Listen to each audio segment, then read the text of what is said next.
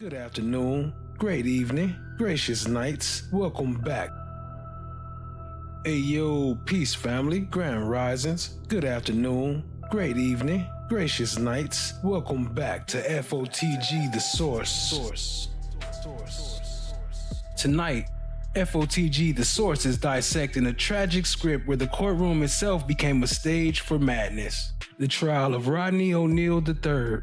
This is the case where the madness of the defendant became the entire defense. You are about to witness his opening statement, a chaotic performance where he represented himself, yelled parts of his defense at the attorney, claiming evidence was tampered with, and the state was lying. This case includes the brutal murder of his girlfriend and 9-year-old daughter, and the attempted murder of his son, but the trial was defined by the legal audacity of Ronnie O'Neal to represent himself. The judge presiding over this tragedy, Judge Michelle Sisco, the same force who presided over the entire Alicia Andrews Julio Foolio trial. This is the same system, the same authority, dealing with a different form of calculated betrayal. Watch how Judge Sisco attempts to control the chaos. You are about to witness the opening statement, a moment where the defendant representing himself took the stand and yelled at the jury. He didn't offer a defense, he offered conspiracy. He claimed law enforcement tampered with evidence, fabricated injuries, and that the state was actively lying. Judge Sisco quickly shut down any motions attempting to use Florida's controversial stand your ground law, finding his claim of self-defense for a double murder ineligible. But we here to watch it, so hit that subscribe, stay locked in, tap in, share with a friend. Let's get it, family. And don't forget to hit that like button too. Let's get it!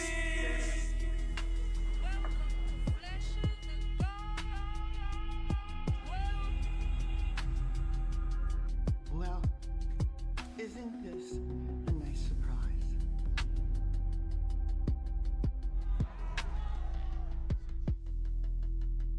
The prosecution started their case by telling them to look at the violence and carnage that he inflicted on his family. He told the jury that O'Neal to give him life in prison.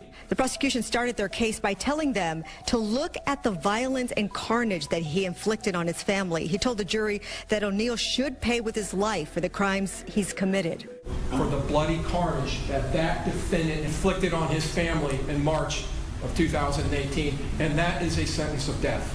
Later, the defense had their turn. They urged the jury to spare O'Neal's life and send him to prison for the rest of his life. Probably the most important decision you will ever make, as it should be when there's a human life at stake. The trial you just sat through dealt with the crimes for which Mr. O'Neal has been found guilty of. However, this portion of the proceedings will now focus on Mr. O'Neal, his life, his character, and why his life is worth saving. And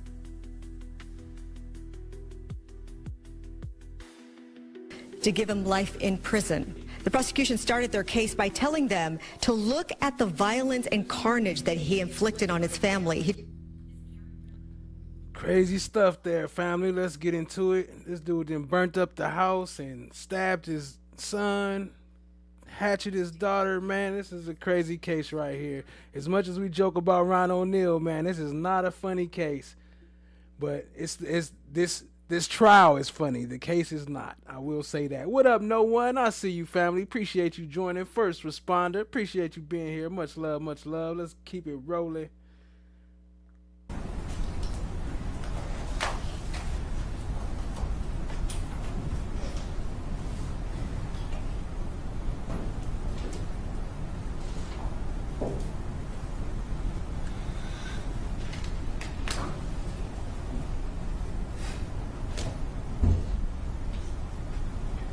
Evidence is going to show that we are under some of the most vicious,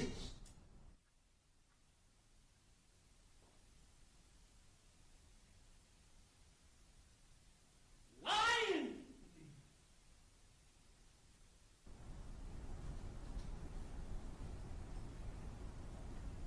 fabricating, fictitious government you ever seen.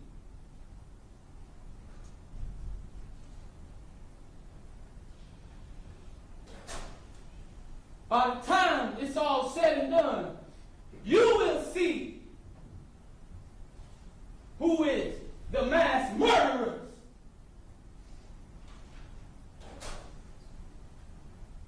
In Tampa Bay,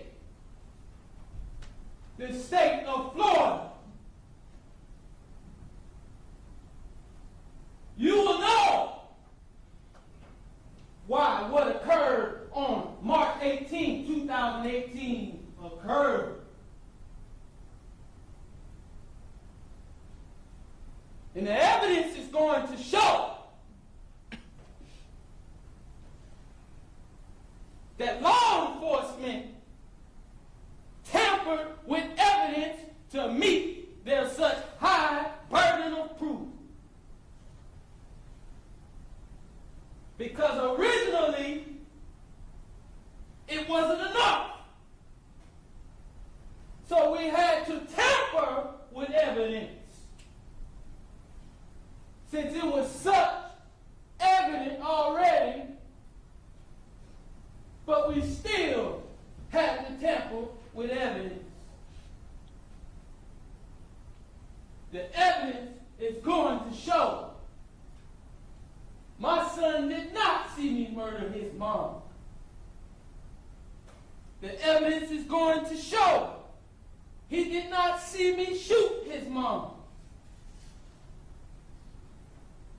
The evidence is going to show my son said many things that are not true. The fate that Ronnie O'Neal, it's in the hands of the jury tonight. The Riverview man who murdered his girlfriend and his little daughter now faces the death penalty. Jurors will decide if he lives or dies. The penalty phase of the case started today, and while O'Neal defended himself in his murder trial, he is now getting some help from lawyers. Fox 13's Gloria Gomez shows us what happened in court today. The jury will soon have a weighty decision to make, the prosecution urging them to give Ronnie O'Neal the death penalty, but the defense asked them to give him life in prison. The prosecution started their case. Okay, my bad. I thought that was something else. We good. We still rolling. We gonna keep it with the opening statements. What up, Sylvia? What up, Allie? What up, fam? I see you. Appreciate you joining.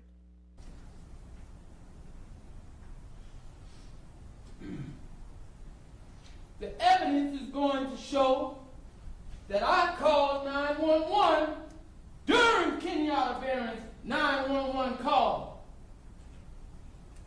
But all of a sudden, it ends up after I called Kenyatta, after Kenyatta Barron's call was made. Now I'm calling 911. But originally, I called 911 without even knowing she called 911 during her call. But the evidence is going to show that your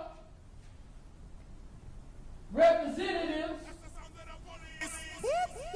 and law enforcement, local law enforcement, wanted to make it seem like I'm some kind of menace to society. And I ran after killing Kenyatta Barron, knowing that authority was on the way to kill my own children. I wonder why I would do something like that for no reason. And I'm standing here competent as can be, representing myself today.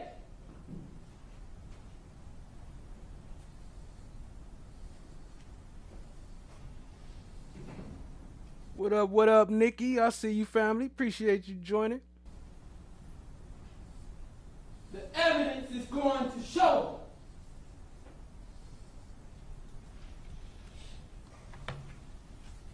my son did not witness me viciously beat his mom to death. The evidence is going to show my neighbor, Khalil Brown,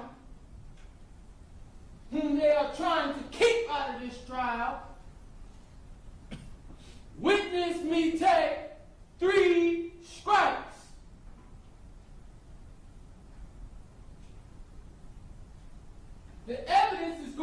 show that law enforcement and this administration wanted to make me look like a menace to society. So they added several mini strikes on that video and audio that you just heard. And they added several statements that I did not say.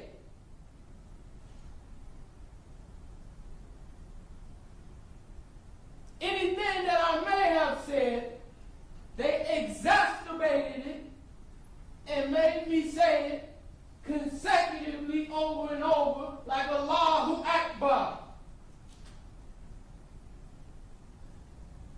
There you go, family. That famous FOTG quote. The evidence is gonna show they exasperated it. May have said they exacerbated it and made me say it consecutively over and over like Allahu Akbar. Which I may have said once or twice. But they wanted to make me seem like a terrorist. And so you hear it 8 or 9 times, and you hear me calling Kenyatta Barron a bitch and a whore.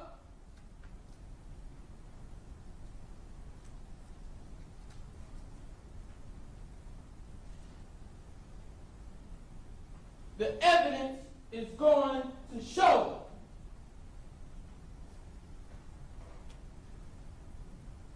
that I called my dad after calling 911.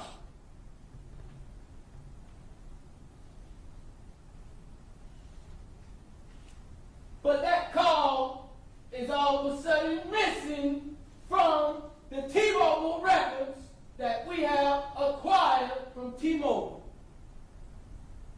The 911 call that I made to 911 and the 911 call that you just heard cannot be proven that it was made, because after I called for an investigation of those 911 calls, all of a sudden they become missing from all evidence. The evidence is going to show Kenyatta Barron supposedly made a 911 call, but you cannot find that on her call log, which we pulled from her actual phone.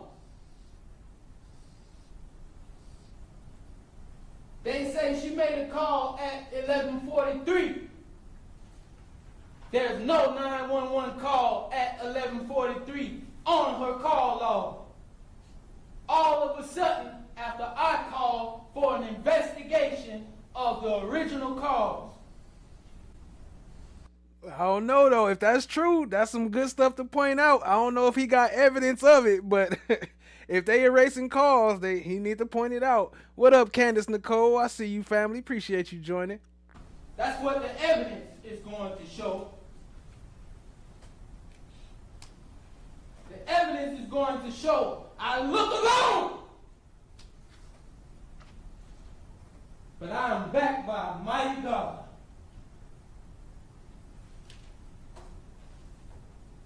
The evidence is going to show I love my children.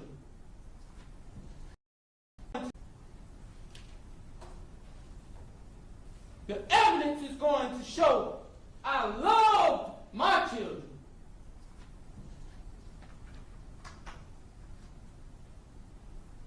And the evidence is going to prove to you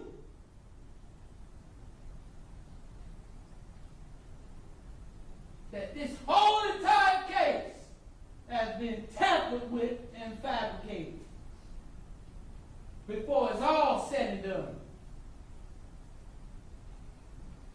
I can guarantee you that. Mark my words. Mark his words. Let's see if the evidence is going to show that they've been tampering with the evidence. I don't know how much of that he brought in. We didn't really get to see too much of the trial. I had a lot of footage of this, but it's gone now. It's not even on the internet no more. The evidence is going to show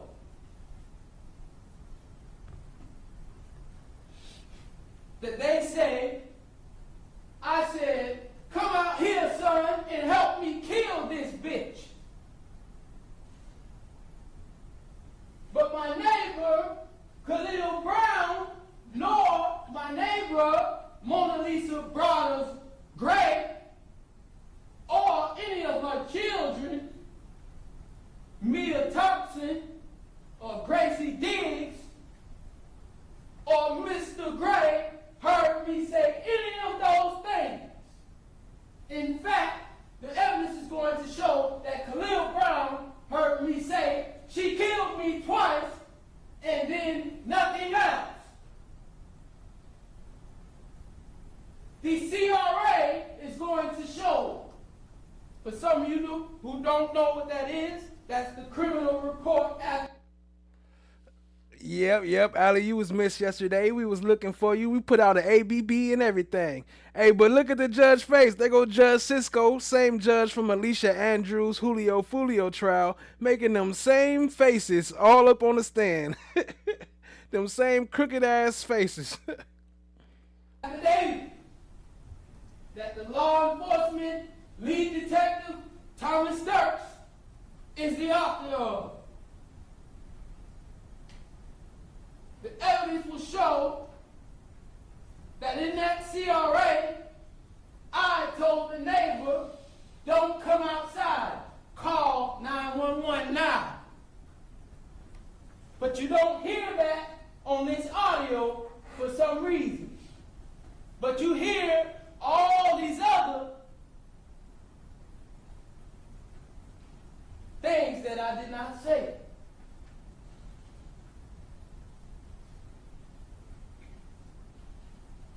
That same CRA will have the statements of Khalil Brown saying that he saw me take 3 strikes with that shotgun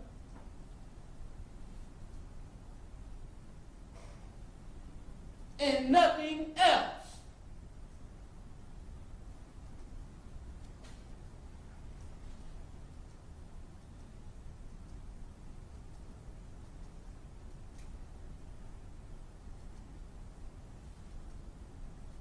The evidence is going to show that Mr. Harmon here says that that big chunk missing out of her arm was a bird shot. It was not a bird shot. And whatever kind of shot it was, if it was a slug shot or a bird shot, where's the missing pieces of her arm? The evidence is going to show you will not see any missing pieces of her arm in that closet where she was shot. You should see some evidence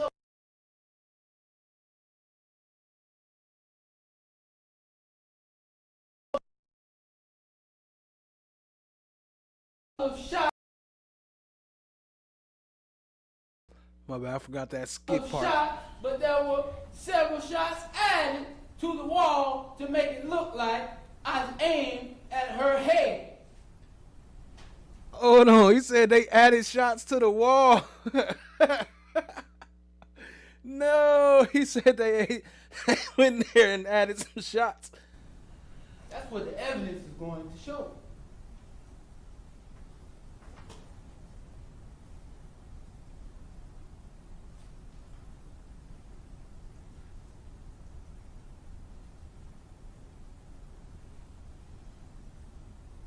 They added the shots to the wall. Remember I told you the evidence will not show you that my son witnessed me beat his mom to death, nor did he witness me shoot his mom.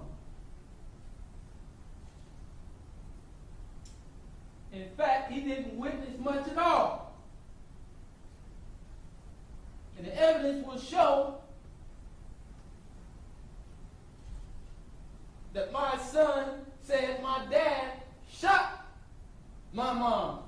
is the correct statement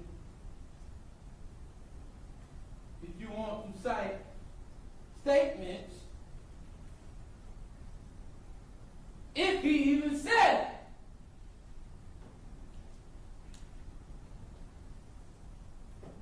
Because I can guarantee you the evidence is going to show you we are under the most corrupt administration you've ever seen in your life.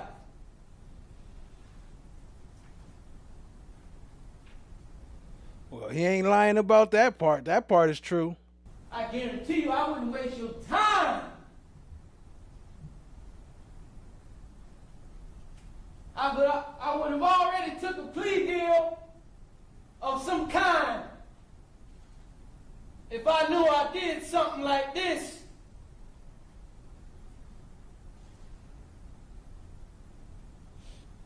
Because most people don't even go to trial when they know they killed somebody unjustly. The evidence is going to show you who the killers are.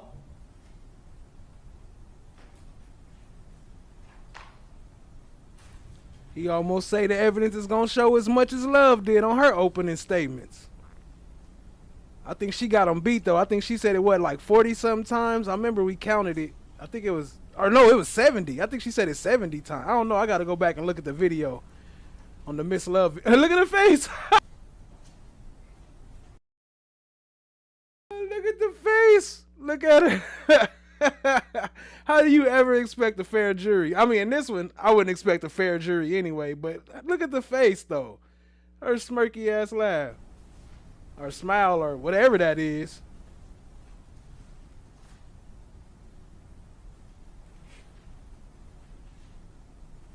I'm pleading not guilty. No. To the charges. No. Take that dog. No, he's Can I sleeping. take that dog?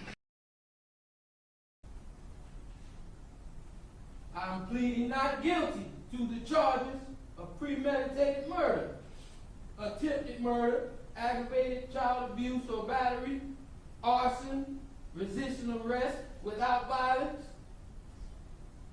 And while I'm at that, the evidence is going to show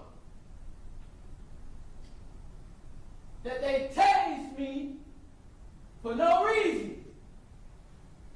But they tampered with that video because they didn't want you to know the truth. That's the sound of the It police. might sound far-fetched, That's the sound of but the I guarantee you, we're going to see who the liars are before it's all said and done. Mark my words. Because my family lives were taken. Taken by whom? By you? That's crazy. Why would you even When say my that? daughter was done, this is what the evidence will show. When my daughter was born, it was me who gave the command, the final command to keep her alive when she was on life support. When she was born, 2 pounds, 2 ounces, and couldn't breathe on her own, it was me who fought to keep her alive. But all of a sudden, I just want to take her life for no reason.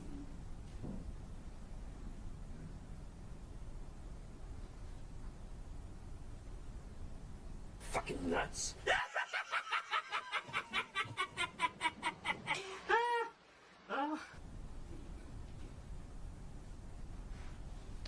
I'm asserting justifiable homicide because I acted in self-defense and moved to protect myself and my children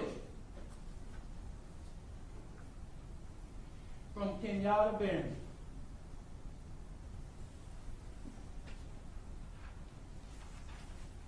I'm going to be showing with evidence several reasonable reasons to doubt the state's allegations against me. The evidence will show that the state cannot prove that that I premeditatedly killed anyone because I didn't have any time to reflect or plot and plan as if everything happened suddenly and spontaneous. I responded out of pure instinct and heat of passion.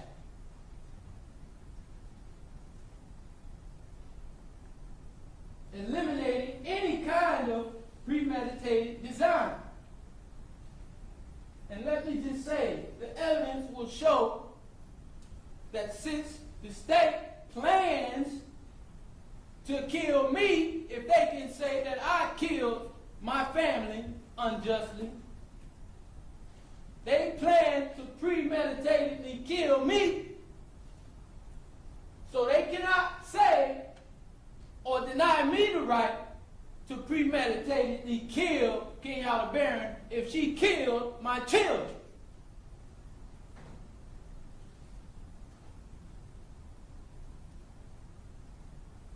The evidence will show that Kenyatta Barron had several medications and drugs such as morphine in her system. The evidence will show she had a domestic history and was arrested for domestic violence that same year.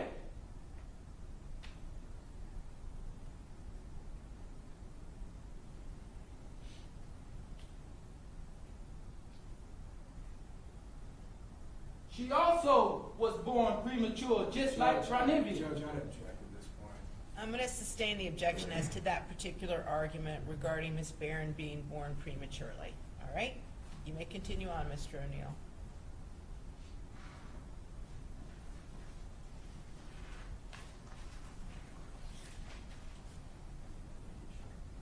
I didn't even state the basis of his objection. I ruled, Mr. O'Neal, okay? I understand, but But we need the legal basis. I need to know what to defend myself against or how to respond. So I need to know why he objected. What up, Joni Ford? Hey, Joni Ford back in town. What up, family? I see you. Appreciate you joining. Drop some Blue Jays in the chat for Joni. I have to state the basis of my objections, right? Well, that is correct, and I just assume what the objection is. So go ahead and state it for the record, Mr. Harmon. Proper argument. That's sustained.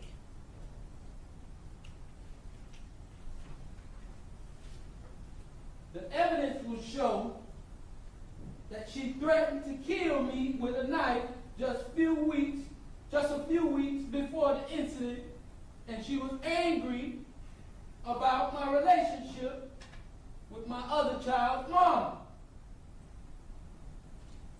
and about the fact that we had to be cordial for our newborn son. And the evidence will show that they had been going back and forth and arguing on Facebook and by telephone that whole afternoon before the incident. The evidence will show that me and my son was at my mom's house while I was putting brakes on my aunt's car. Me and my son spent the whole day at my mom and dad's house working on the car.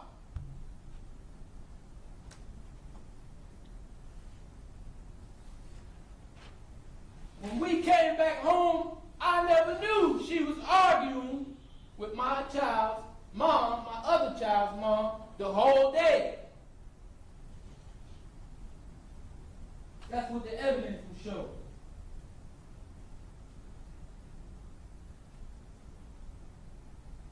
Evidence will show that my daughter was prematurely born. She was autistic. My son Ronnie was diagnosed at the age of 3 with developmental delay and had the history of SLD.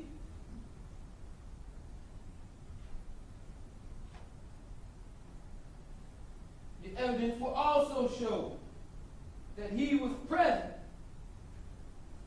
but does not remember accurately or consistently what happened for many reasons, making him unreliable when it comes to the actual facts.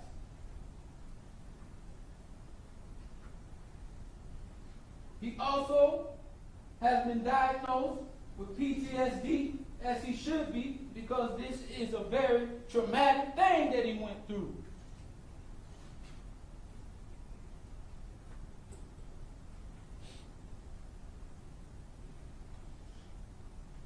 He also was diagnosed with major depression disorder, intermittent confusion, and delirium.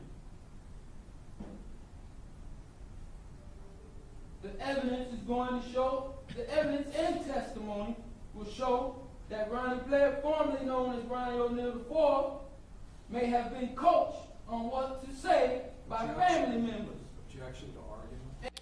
Damn, formerly known as Ronnie O'Neal IV, so they didn't already changed his name. The people that adopted him already changed his name. Whoa, never heard of SLD. Had to look that one up. Wait, hold on. I will overrule the objection. Mr. O'Neal, again, jury, this is what both sides believe the evidence is going to show. All right? And again, you will be the ultimate determiner of what the facts are. You may proceed, Mr. O'Neal. Thank you, Your Honor. And these are also actual facts that Mr. Harmon left out when he told you about the report of his former psychologist. When he told you that he was adopted by his family members, which didn't work out as well, and he had to be placed with another family, which is now the Blair family. In that same report, it talked about how he may have been coached by family members. The evidence is going I don't know how that works. I never knew nobody that was adopted. Do they automatically change your last name when you adopt somebody? I just thought about that by the way you said it. Maybe that's like an automatic.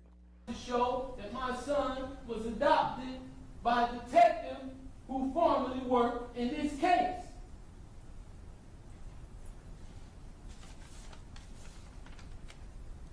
Whom he now lives with. And I don't have a problem with that because he needs care.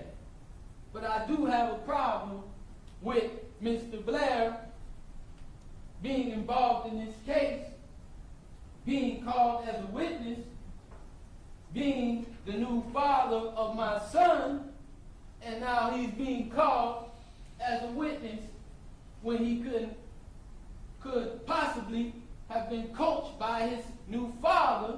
Objection. Who is Speculation law and enforcement. proper argument. All right, and again, Mr. O'Neal, I'll rule the objection. Again, this is what Mr. O'Neal is asserting the facts will be. You may proceed. Thank you, Your Honor. The evidence will show and prove that very vital evidence was definitely tampered with, which was a strategic omission to cover up the facts of this case, making much more of the evidence unreliable. As I know for a fact, it was altered as well.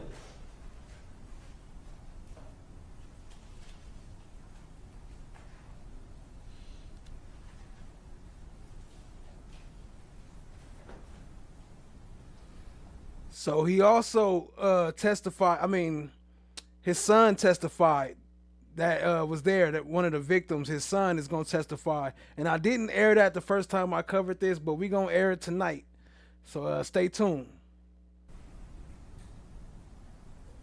The evidence is going to show that the 911 call of Kenyatta Barron is not compatible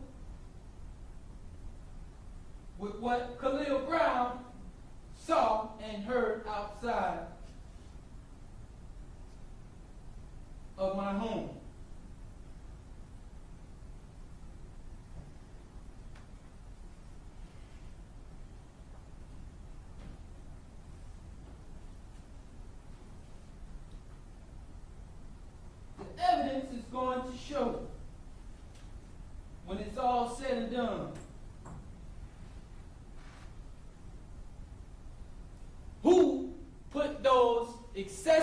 lacerations on Kenyatta Barron's face. I can guarantee you that. In this trial of the next one, I can guarantee you that. Because like I said, I look alone, but I'm backed by a mighty God.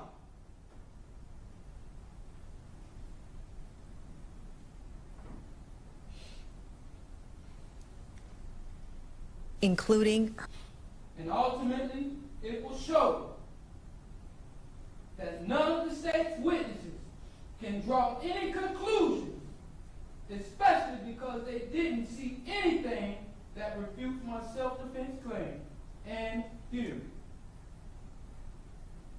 And nor can the state do so beyond their very reasonable doubts that will be revealed.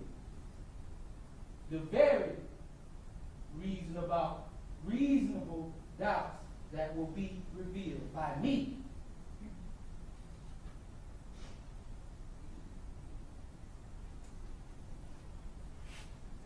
Her mother. There has been an unfulfillable hole in my heart ever since that horrible night. I no longer have the opportunity to continue attending Ronivia's physical therapy section, which brought me endless happiness and knowledge on how to improve Ronivia's quality of life. Ronivia had a smile that could light up the whole room. Kenyatta Barron and her 9-year-old daughter were killed by O'Neal 3 years ago. His 8-year-old son survived the attack and testified against him. Once this jury gets this case, they will have to decide whether they give him life or death. When it comes to a verdict, the jury must be unanimous to give him the death sentence. It takes just one juror to give him life in prison. The trial of Ronnie O'Neal resumed today, with more family members taking the stand. O'Neal, who is accused of killing his girlfriend and their 9-year-old daughter in 2018, is also accused of trying to kill their son. That boy, now just 11 years old, is the star witness in this case. Fox 13's Gloria Gomez was in the courtroom today. Gloria, how is the jury reacting to some of this really emotional testimony? Linda, they've been very attentive, taking a lot of notes, listening to every witness very carefully. Yesterday, they heard from O'Neal's son. Today, his father. One of the last family members to testify in the murder trial for the state was O'Neal's father, Billy Smith. You swear to tell the truth to help you guys? Yes, sir. Who remembers getting a call from his son the night of the murders.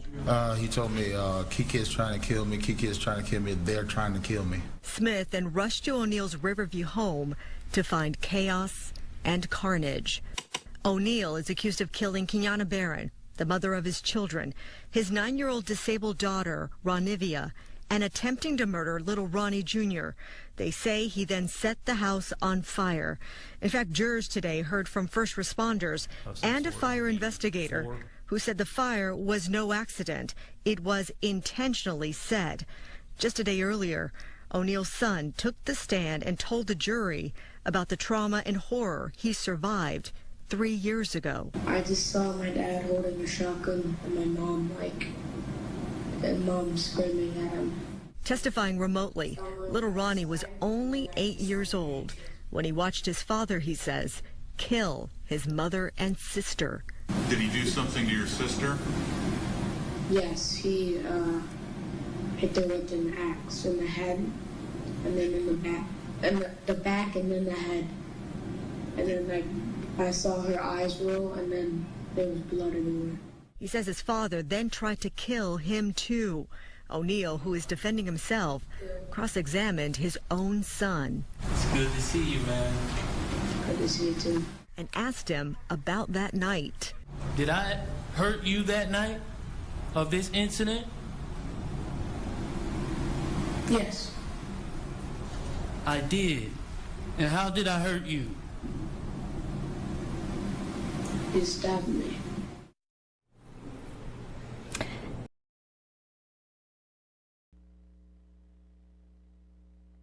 By telling them to look at the violence and carnage that he inflicted on his family. He told the jury that O'Neal should pay with his life.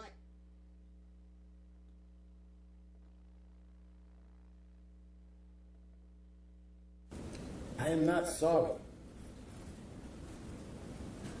for something I didn't do, and I am not sorry for the things I did do. Mr. O'Neal, All right. listen, stop, stop, All right. listen to me. You're not going to raise your voice again.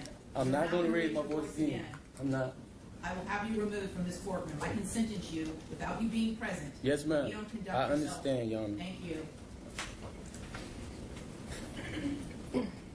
But I will say, I'm sorry for your loss. 19 years I've been at this job. I've seen human beings killed at the hands of others in every way imaginable. You name it, I've seen it. Shootings, stabbings, drownings, suffocatings, blown apart by cars in DUI manslaughter cases. Horrible things. This is the worst case I have ever seen as far as the facts go.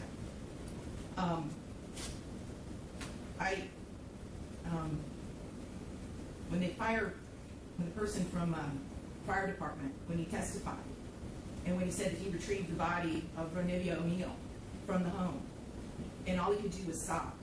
It took every ounce I had not to start sobbing too. Because there is no way any person with any feeling could have witnessed or seen the photos of what occurred that night and not be haunted for the rest of your life.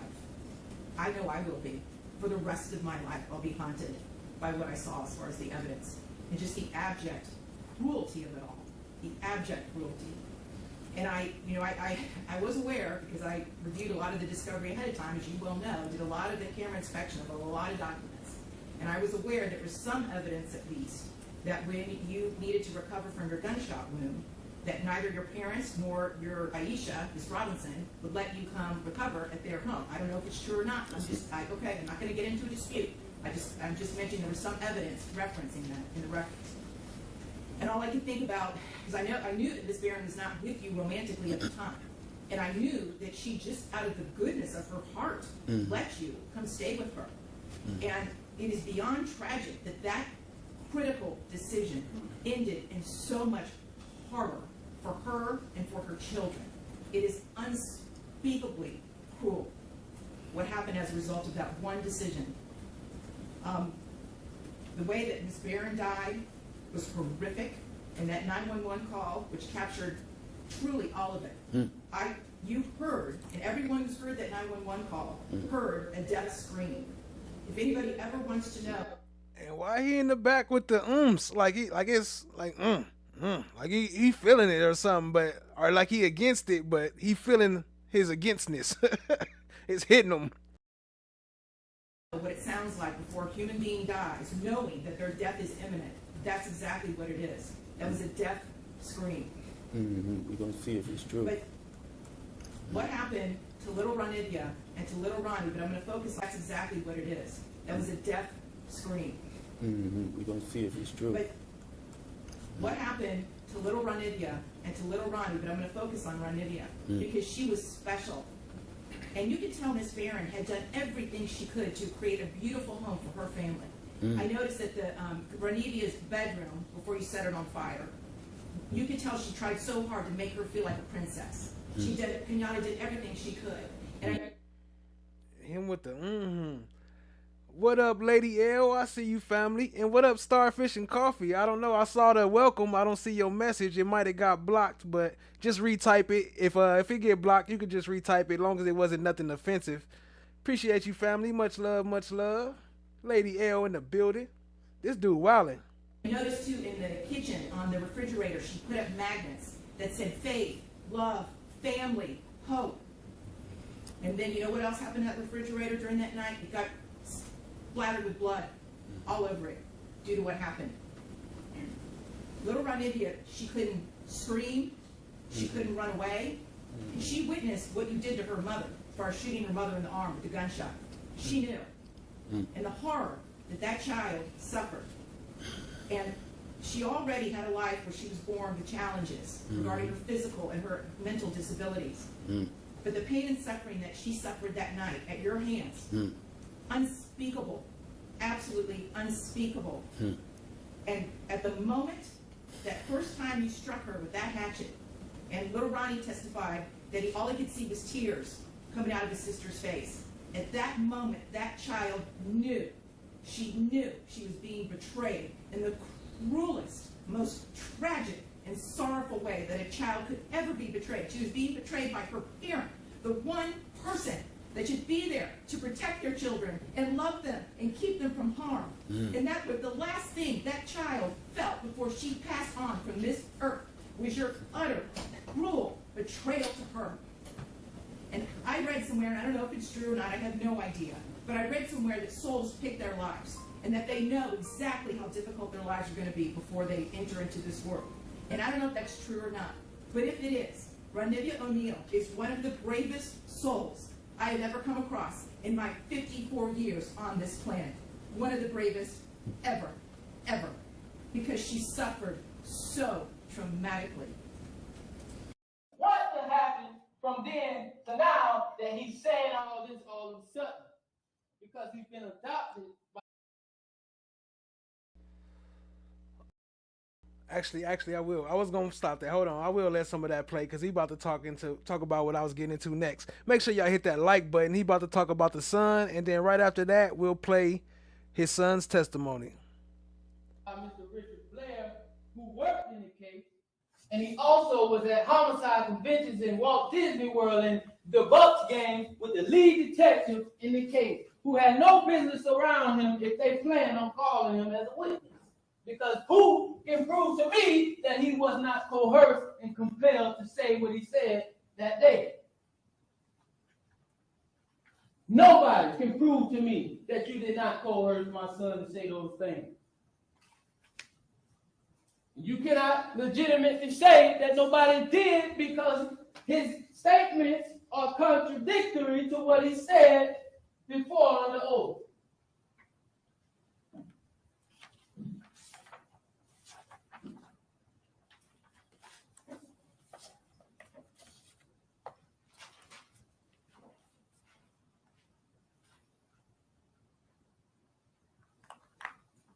He talked to you about the blood on the floor, and he talked to you about the blood in the clothing in the garage.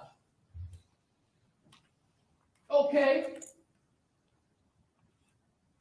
I went in and got my son, and we came out of the garage. And he was hurt, bleeding. So, of course, his blood is going to be on the floor on those clothing where he was leaking blood.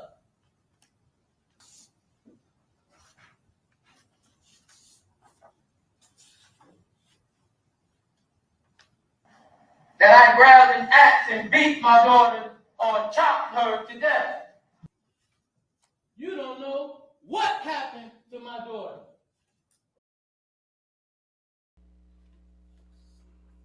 Man, it's a sad. Yeah, ain't even nothing to laugh or joke about with that one. That shit just got crazy real quick. The visuals.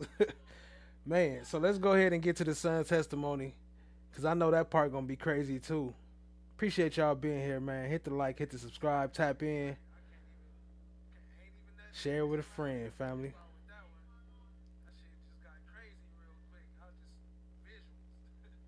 Man.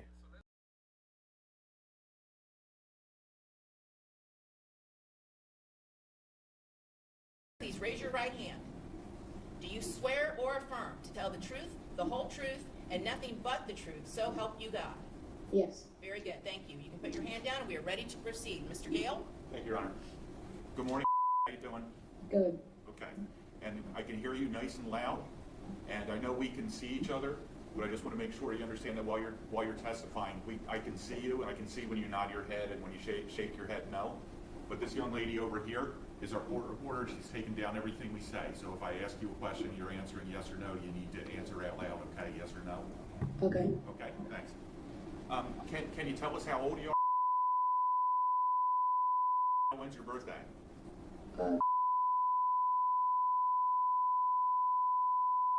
In a week or a couple weeks, you're going to be.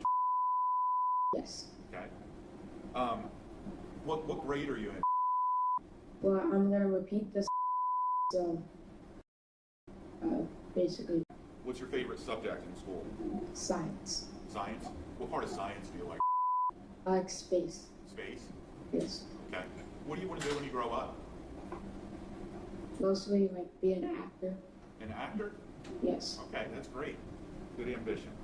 Do you have a friend there with you on your right? Yes. All right, who's there with you?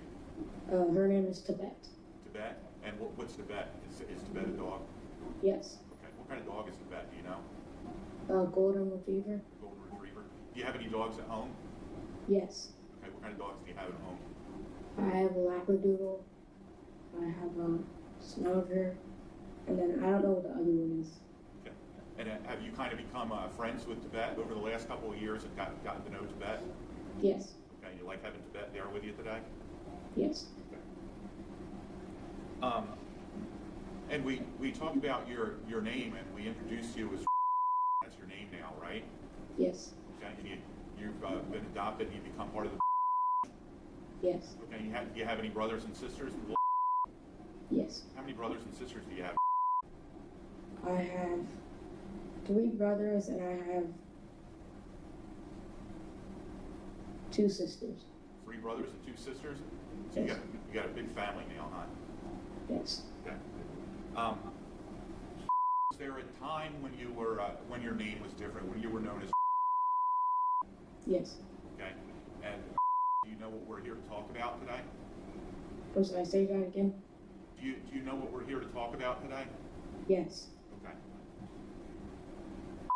Do you remember the night when something bad happened to your mother and your sister? Yes. And was that about 3 years ago? Yes. So you would have been old at the time? Yes. Can you tell us what is the first thing you remember about that night? The first sign to you that something bad was going to happen? Basically, I was sitting in my room and I saw my mom and my dad arguing in their room. Were you awake or asleep? Awake when I saw. Okay, you were. But did something wake you up, or were you already awake and doing something? Well, they were just like screaming at each other. Okay. So you heard your mother and father screaming at each other? Yes. Okay. And what did you do? Did you get up and look to see what was happening? Yes, and my mom told me to get back in my room. Okay. And when Yeah, he was living with the officers at this time. He was already adopted, and he had the same last name as them. He had the new last name. What up, Trakisha? Stopping in to say hello. Appreciate you, family. Much love, much love. you look out your bedroom door, can you see down? Were you able to see down in the bedroom where your mommy and daddy were? Yes. Okay. And tell us what you saw. I just saw my dad holding a shotgun and my mom screaming at him, and they were just like fighting. Have you ever seen that shotgun before? Yes. Where have you seen the shotgun? Under the bed. Under what bed? My parents' bed. Under your parents' bed? Yes. Have you ever used the shotgun before, or had you ever seen your father use the shotgun before? Yes. Okay. So, you saw... Wait a minute. That was 2 questions. Hold on. That was 2 questions. He said, have you ever used a shotgun? Have you ever seen your father use the shotgun? That's 2 completely different questions. Oh, your mother ever used the shotgun? My parents' bed. Under your parents' bed? Yes. Have you ever used the shotgun before, or had you ever seen your father use the shotgun before? Yes. Okay. So, you saw your mother and father arguing in the bedroom, and your father had a shotgun. What happened next? What did he do? My mom ran in my sister's room. My mom ran in my sister's room into the closet. And was your sister's room right next to yours? Yes. So your mother had to kind of run toward you?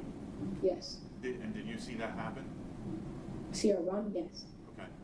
And when your mother ran into your sister's room, what did your father do? Did he go after her? Yes. Did he have a shotgun with him? Yes. And did he follow your mother into your sister's room? Yes. What was your sister's name? And can you tell us about? She was autistic. Like, she couldn't talk. She was not able to talk? No. What about walking? Was she able to walk? She struggled with it, but then she was able to walk again. Okay. Did she have a wheelchair that she used sometimes too? Yes. All right. So what happened after I might have just asked you this, but just to clarify, when your father followed your mother into your sister's room, did he have the shotgun with him? Yes. And what did you do after that happened, after your father followed your mother into your sister's bedroom? Well, I kind of sat in my room, and then my sister was sitting on the bed, like on her bed. She was sitting up on the bed? Yes. Okay. And so she was awake when this happened? Yes. All right. And tell me what happened next. And then my dad told me to walk around and say, like, some words. And do you remember what words your father told you to say? Allah Akbar. Allahu Akbar? Yes. And he told you to walk around and say that? Yes. And did you do that? Yes. And where were you doing this, walking around and saying Allahu Akbar? It was like you would walk, like at the front door, you would walk in and it was there, so like the living room. Okay, so you went out to the living room and did this? Yes. Okay. And what happened next? What did you hear happen? And then my dad said, "Come here and come kill this the B word." And then I went in the room, and then he handed me the shotgun and like helped me shoot it. And you went back into your sister's room? Yes, because he said, "Come help me." Yeah. Did you hear any shots from the shotgun before that? Yes. How many times? One. One time? Yes. So when you went back into your sister's bedroom, did your father hold the shotgun in your hands? Yes, he was helping me. So were you both kind of holding it at the same time? Yes. Do you remember whether the gun went off while you were holding it?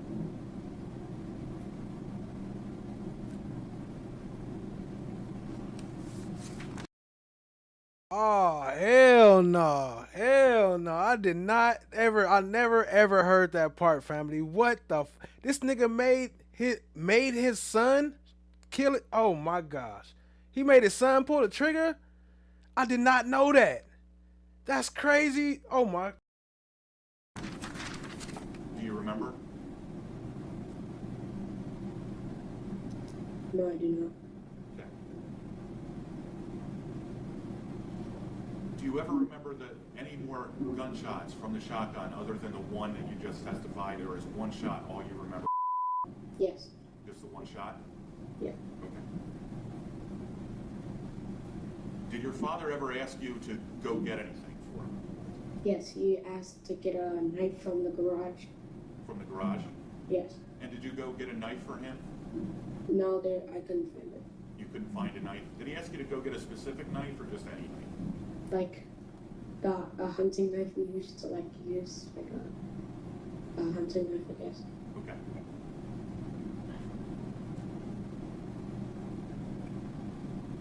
Was there a time when your mother was able to get out of the closet? Yes. I was standing right by our house phone, and I just saw her she was stumbling outside, and then I just saw my dad chase her. So your mother stumbled past you going outside. Did she go out the front door? Yes. Can you tell us when she ran out the front door, if she was hurt? Were you able to see whether or not she was hurt? No, it was dark. Okay, was she saying anything? No, nothing that I remember. Was your father chasing her? Yes. Did he still have the shotgun with him when he chased her out of the house?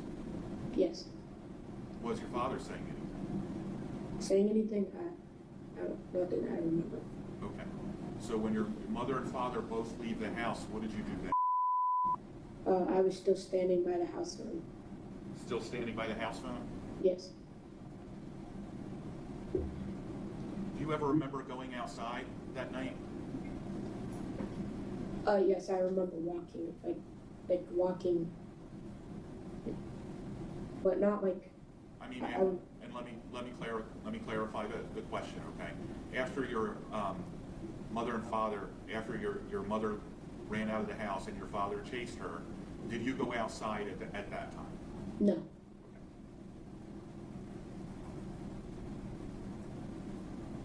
So could you hear anything of what was happening outside after your mother and father ran out of the house?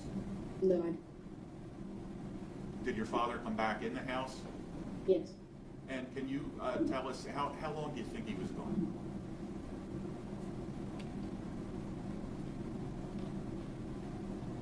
Was it a long time or just a minute, a couple minutes? Like a minute, not really long. Not really long, just like a minute? Yes. Okay. What happened when your father came back to the house? He went into the, actually, he went in the garage.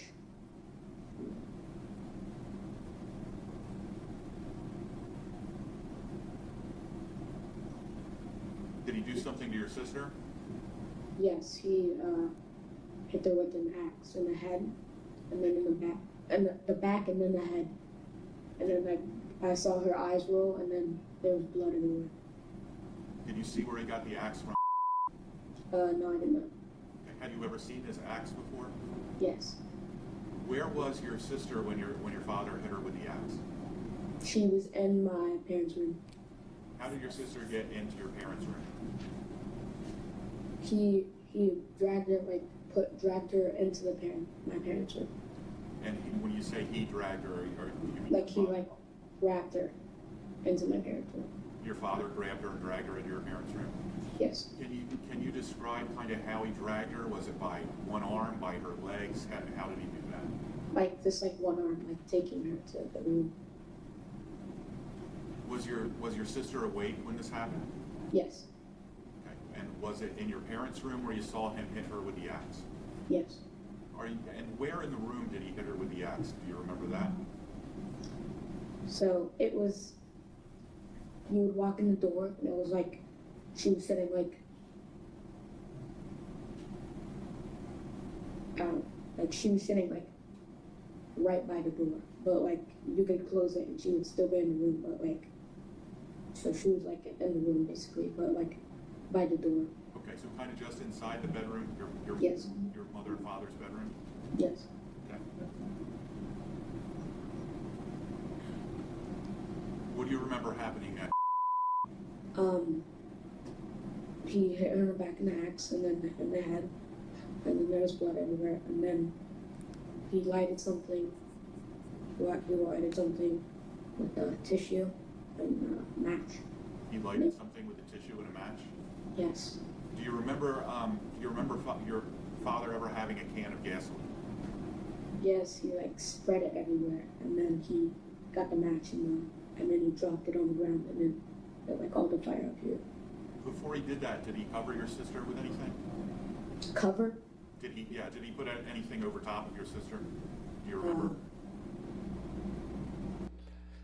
Damn, this shit is crazy right here, bro. This is why I'm not good. This is why I don't air kids' testimony. I mean, I don't air content about kids, because this shit make me feel a whole different type of way. But I said I'm going to play it, so we going to play it. What up, NJB Nene? I see you, family. Appreciate you joining.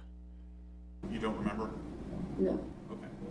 But he started a fire in that room. Did he close the door? I do not remember that. Okay. What happened next? And then he went in the garage. I followed him. And then he put me on the ground. He put me on the ground, and then he like had his foot on top. I was laying on my stomach. He had his foot on top of me, and he was holding me down. And he was like lighting a match. He was lighting a match with the tissue, and then he threw it down. And then Do you remember your father pouring anything on you? Do you remember feeling anything wet on you? No, but I remember actually before that he called someone, I don't know who, and he said, "I just killed someone. I just killed this being." Okay. Yeah. Man, this shit made me need my crazy pills. What up, Blue? I see you, family. Appreciate you joining. Did your family have a lawnmower? Yes, we did. Do you remember anything about the lawnmower that night? Your father doing anything with the lawnmower? No, I didn't. Okay. Do you ever remember your father cutting you or stabbing you with anything? So when he tried to put me on the fire or whatever. He tried to light the match and put me on fire.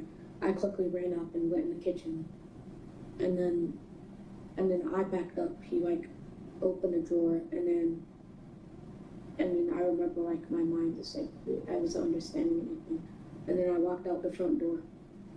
Okay, so you remember when he was holding you down with his foot, and after that you were able to get up and run into the kitchen? Yes. And you remember him going to the kitchen with a drawer in the kitchen? Yes.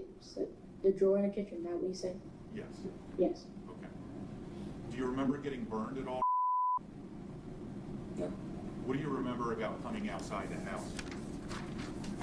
Just flashes everywhere, and I just remember going to someone and saying that my dad killed my mom, and then I got like a mask put on me, and then I don't remember anything from there. Was there a lot of lights flashing and stuff when you came out of the house? Yes.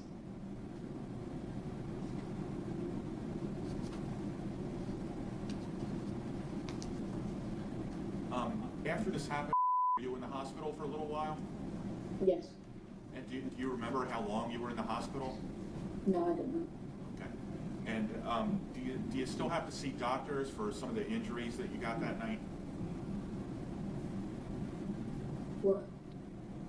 Yes. Yes. Do you have still some damage from the burns that you still have to have treated by doctors? No, not really anymore. Not really anymore? No. Okay. While you were in the hospital, do you remember ever having like a tube in your throat to help you breathe? Do you remember that? Yes. And after a couple of days, were they able to take the tube out when you could breathe on your own? Yes. Do you remember some detectives from the sheriff's office coming to the hospital and talking to you? Yes. And was that Detective Dirks? Do you remember Detective Dirks? Yes. Real big guy? Yes. Okay. And while you were in the hospital, were you able to talk to Detective Dirks and tell him what happened to you and your mom and your sister that night? Yes. Okay. And then kind of several months after this happened, did you get to meet the go live with the Yes. Okay. And is your daddy Mike? His first name's Richard, but is your daddy Mike? Yes. And does your daddy work for the sheriff's office? Is he a detective for the sheriff's office? He's not a detective anymore. He's That's right, he got promoted. He's a corporal now, isn't he? yeah.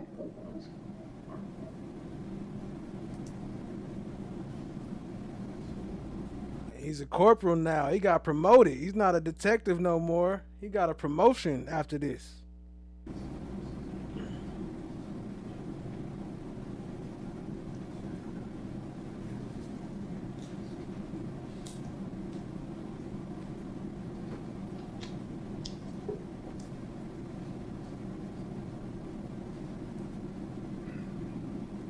Okay, I just have a couple more questions for you. Okay. Okay. All right. I want to go back. You testified that when your father dragged your sister into his room, him and your mom's room, and he hit with an axe. Yes. Was she on the floor when he did that? Yes. Okay. Just inside the bedroom door? Yes. Was able to make any noises? Was she making any kind of noise while this was happening? After the hit in the back, she like cried. She cried she cried Okay. a little bit, and then hit her in the head. And then he hit her in the head? Yes. Did she stop crying when he hit her in the head? Yes. You said your father called somebody on the phone. What was he using, a cell phone? Yes.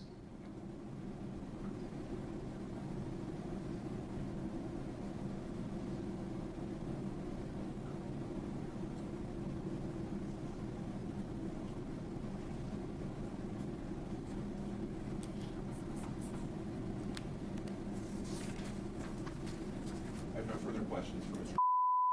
Okay, Mr. O'Neal, any questions?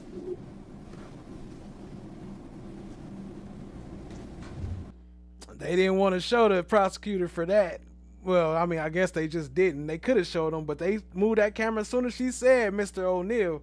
So he about to come up and actually question his own son during this testimony about him killing his family. This is crazy.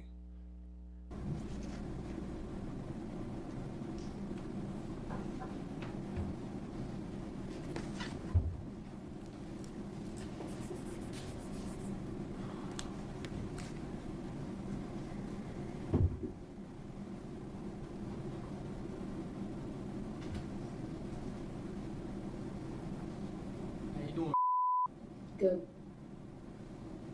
It's good to see you, man. Good to see you too. Do you remember talking to some attorneys that came to see you, and they said that they were there on my behalf by the name of Jennifer Spradley, Carolyn Schindler? What's the objection? Improper impeachment. I'm not impeaching. Okay. I'm asking a question. Well, the question on the table is if he recalls the attorneys coming to see him. He can answer that question as far as yes or no, but then we'll see what the next question is. So you can go ahead and answer that question. Do you recall that event happening? Yes.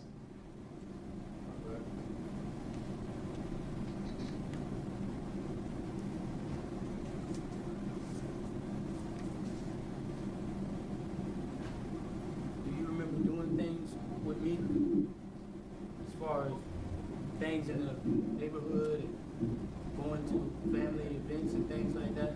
The evidence is going to show that anything that I may have said, they exacerbated it. Evidence is gonna show.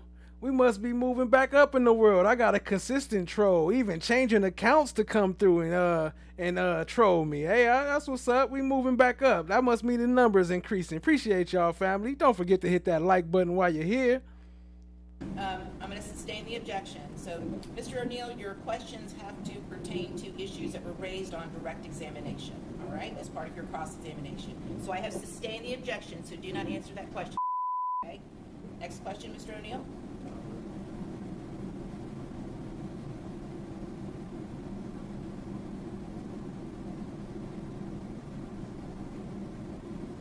Do you remember doing an interview with Detective Dirks?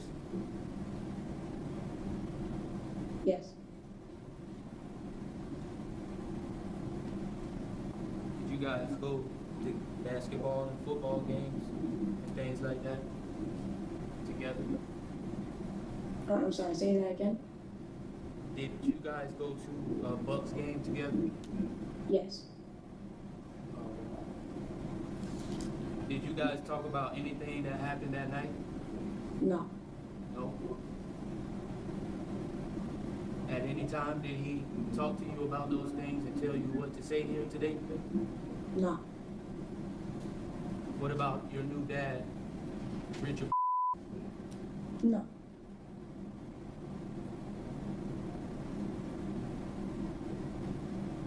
All right.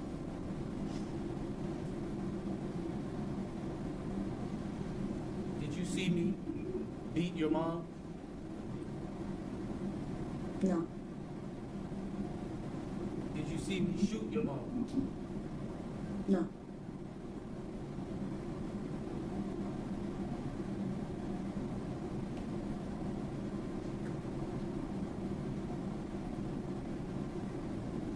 Are you sure? Yes.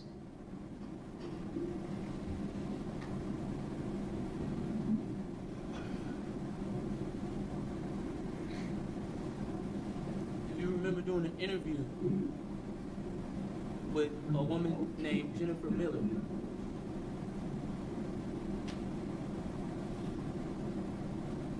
Did you hear me? Jennifer Miller?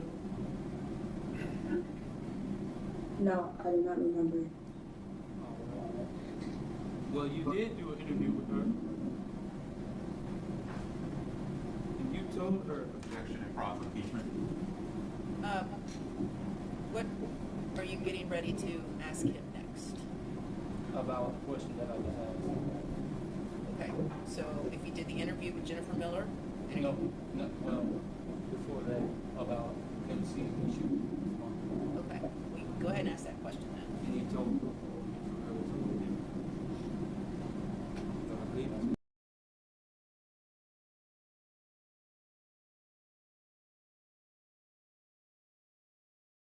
The prosecution's star witness, Ronnie O'Neal IV, the surviving son, then only 11 years old. What you're about to see is the defendant cross-examining his own surviving son after the attack. His defense strategy was to claim that the boy was coached, shouting at him, "Did I hurt you?" and forcing the child to answer, "You stabbed me." This is the most ultimate betrayal. The defendant using his parental relationship to terrorize a witness on the stand. This is the most agonizing, cruel segment of the trial. The son said, "You stabbed me." Judge Sisco had to continuously step in to manage the defendant's emotional outbursts and inappropriate questions, struggling to keep the chaos within legal bounds. Allegedly, the system demands truth, but the defendant exploited its rules to inflict harm. The jury had to watch days of graphic evidence, but this testimony, straight from the mouth of the surviving victim, sealed the fate of Ronnie O'Neal long before closing arguments. But we here to watch it, so hit that subscribe, stay locked in, tap in, share with a friend. Let's get it, family. And don't forget to hit that like button too. Let's get it!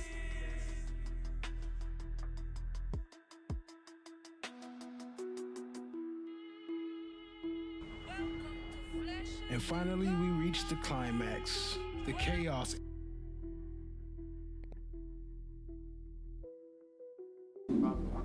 Well, you have to identify what record you're relying upon as far as the statement goes. Oh, yes, ma'am. I was about to do that. I know, but you have to identify for the record, so you need to give the state a heads up on what record you're going to be utilizing or relying upon. Well, it's Jennifer Miller, page 24. Okay. Page 24 of what? Line 15. Is that from a deposition or from a report? That's not from the report, it's from the interview. That was sort of a deposition from Jennifer Miller. All right, state, do you know what Mr. O'Neal's referring to? I believe this is a forensic interview. Okay, so go ahead. Page 24, line 15. Do you remember telling her after she asked? She said, and then you said that there was a shooting outside, and then in your sister's closet. And then she said, who was getting the shooting? And you said, my mom. And she said, your mom, okay. And did you see it happen, or did you just hear it happen, or something else? And you said, I heard it and saw it. Do you remember that? Do you remember making that statement to Ms. Miller? Yeah, just answer yes, no, or I don't know. Like saying that my mom shot. No, let me ask it again. You replied to Jennifer Miller's question. She asked you who was getting the shooting, and you said, your mom. And she said, okay, did you see it? And you said, I heard it and saw it. Do you remember saying that to her?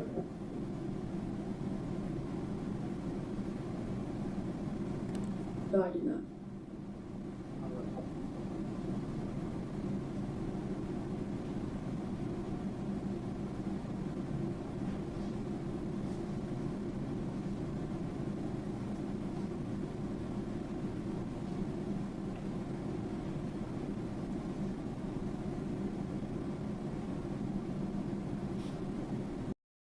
But you did hear a shot that night.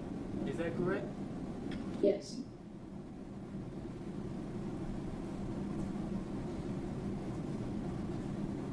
And when you heard that shot, where were you at that time? Standing by the house front.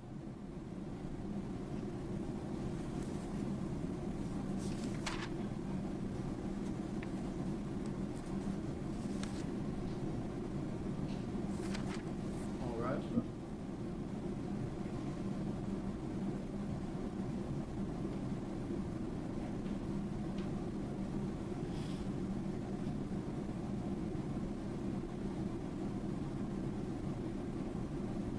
Do you know where your mom was shot at? And what part of the body she was shot in? Do you know anything about that?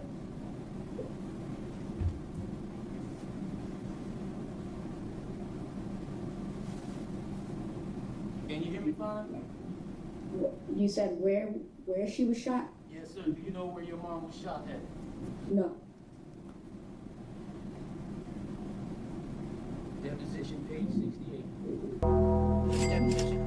volumes of evidence is not the evidence of absence. What?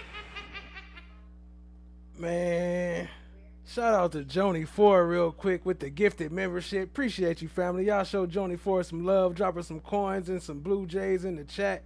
Could you really imagine this shit? Like, this is gonna haunt him the rest of his life, like having to testify about this. And then I'm sure at some point he gonna go back and listen to all this again. Like, you know what I mean? Like, that's crazy. This is gonna haunt him the rest of his life. Like, how can you live regular after something like this? Shout out to Joni IV. Appreciate you, family. Drop them Blue Jays. Crazy. Our definition of Mr. Yes, what? Page and line, please. Page 66, line 19, 22. Oh, no, hold on. I'm sorry. Page 68, line 14. And hold on, one second.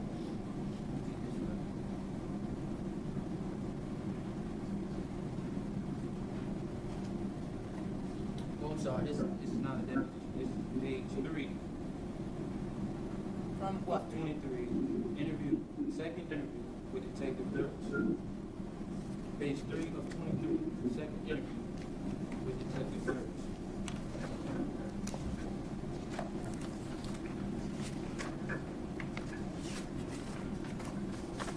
Right, and what is the question? Just a moment. Hold on, I'm sorry. Hold on one second. Let the state find what you're referring to. Okay, you may proceed. All right. And so you say you do not know where she was shot. Is that correct? Yes. Well, did you know that you told Detective Dirks during your interview with him? You said that I shot her in the stomach. When you say I shot her, you need to be a little more specific. You just said in the stomach. He asked you, where did your mom get shot? And you said, in the stomach. Do you remember that? No, I do not.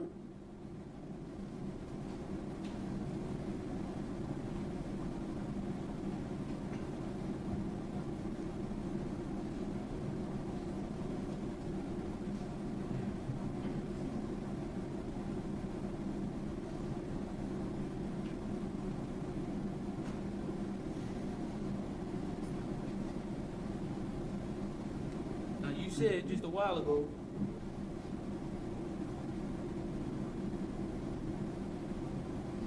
that you did not see me shoot your mom or beat your mom. Is that correct? Yes.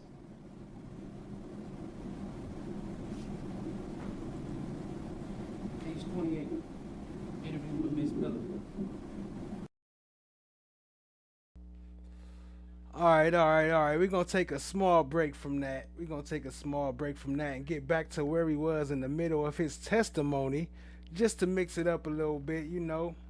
We don't want it to be the same as everybody else's, you feel me? Appreciate y'all being here, though. Oh, yeah, I already got it open. Here we go. Crazy. We're going to get back to that, though. We're going to finish that up. It's just time to switch it up. That's all. Let me open it up, and we ready to go. Appreciate y'all being here. Yeah, dig.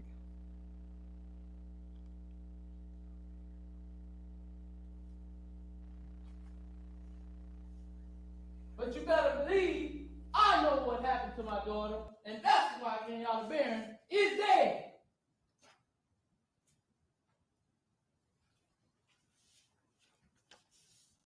And that's why Kenyatta Barron is dead.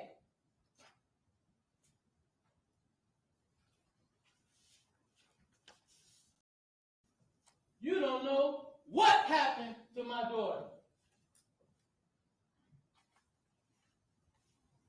But you better believe I know what happened to my daughter, and that's why Kenyatta Barron is dead.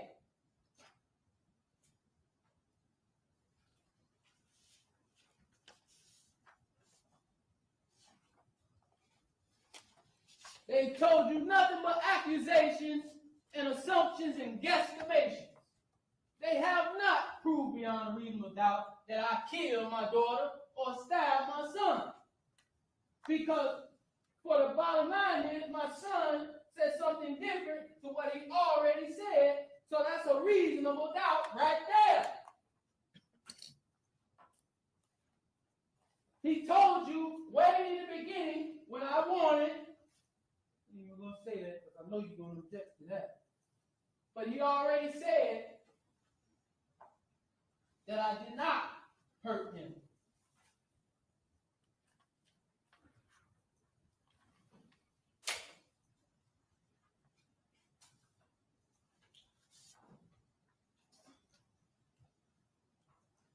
He told you that I told my son on this fraudulent audio to go get a knife. I sat right there and showed you that he told my counsel when they went and deposed him for deposition, Miss Carolyn Schindler and Jennifer Bradley asked him, did your dad tell you to go get anything? He said, no. But all of a sudden, Thursday of trial, he's saying all of these things and accusations towards his dad.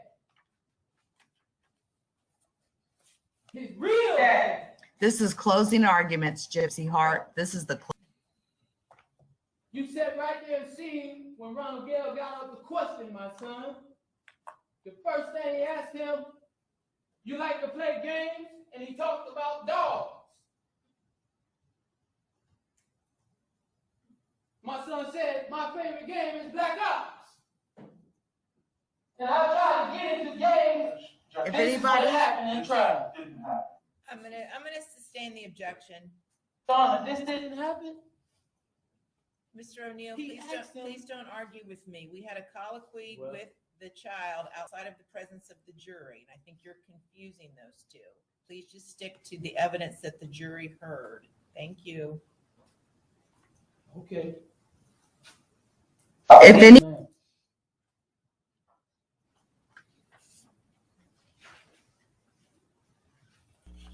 My bad about the little sound adjustments. I'm trying to get it right. He talked about me smelling like gasoline.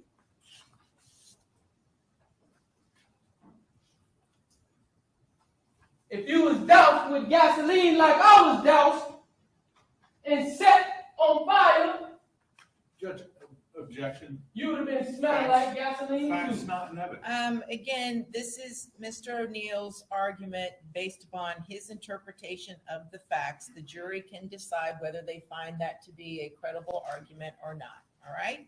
You may proceed, Mr. O'Neal. Thank you, Your Honor.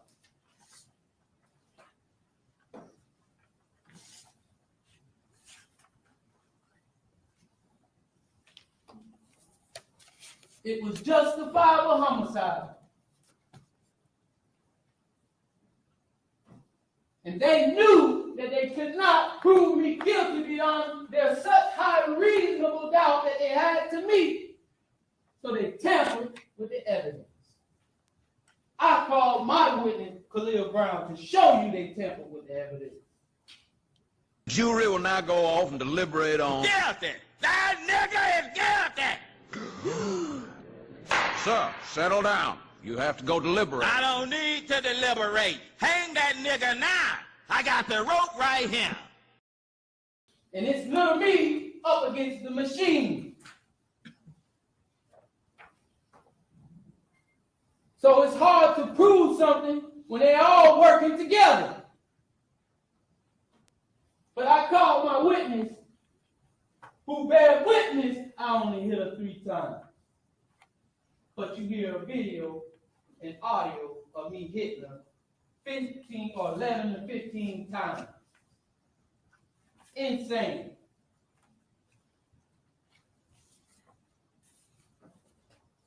I already had admitted to killing her from the jump. I called 911 and said I just killed her because she attacked us. What I got a lot for? That's why I called Khalil Brown. And that's why I called 911. And you wonder why I called my dad, because people do things like this to us.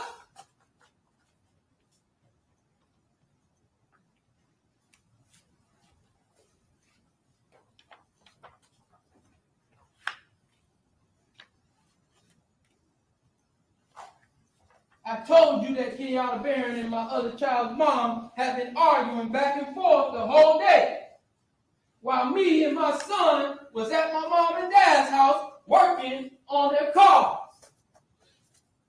The evidence showed you that, as my dad, Mr. Smith, and Aisha Robinson, my son's mom, testified to those things.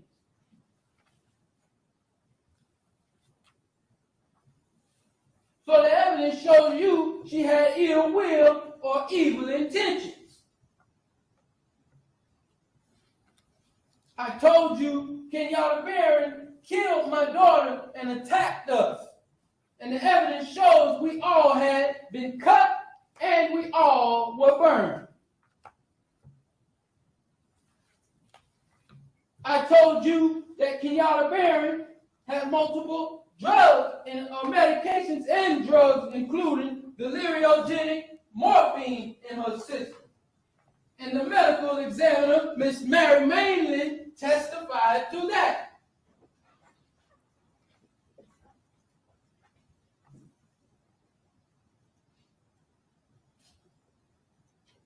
You have to realize they will say anything to meet their burden of proof.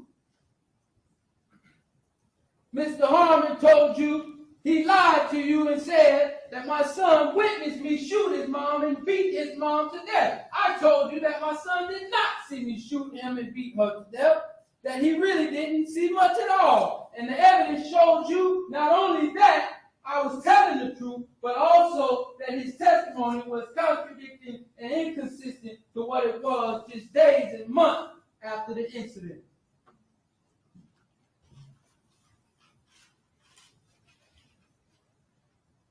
The firefighter, Mr. Donald Foster, and Mr. Christopher Sanders testified that the house was engulfed in flames and filled with black smoke.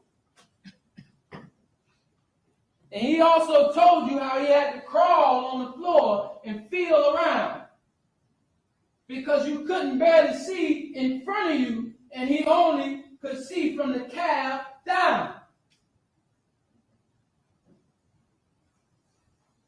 This is another reason to doubt what my son was saying, though he's already been inconsistent and told you I did not hurt him. This is another reason to doubt that he actually saw what happened to him and who did it to him. As you saw, he testified that I was standing over him in the match. But I reminded him that he did an interview with my counsel and told them that he did not see me set any fires in the house. Nor did he see me, he told Jennifer Miller, nor did he see me pour any gasoline.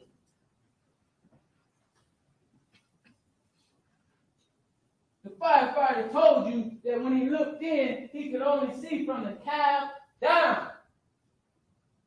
When you hear this audio,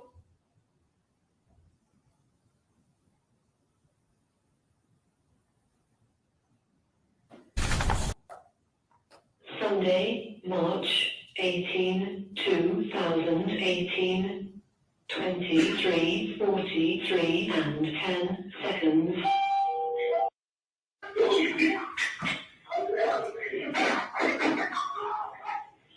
I'm sorry, Mommy.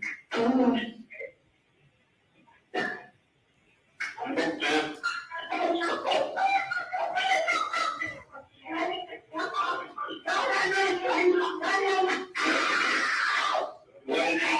Who did this?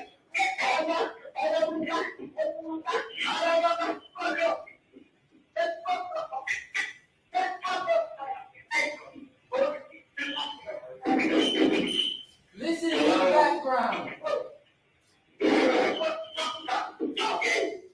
Hello?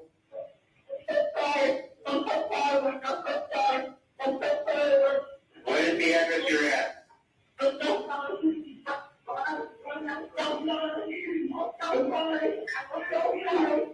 Hello, ma'am. What you hear in the background is the fire alarm going off.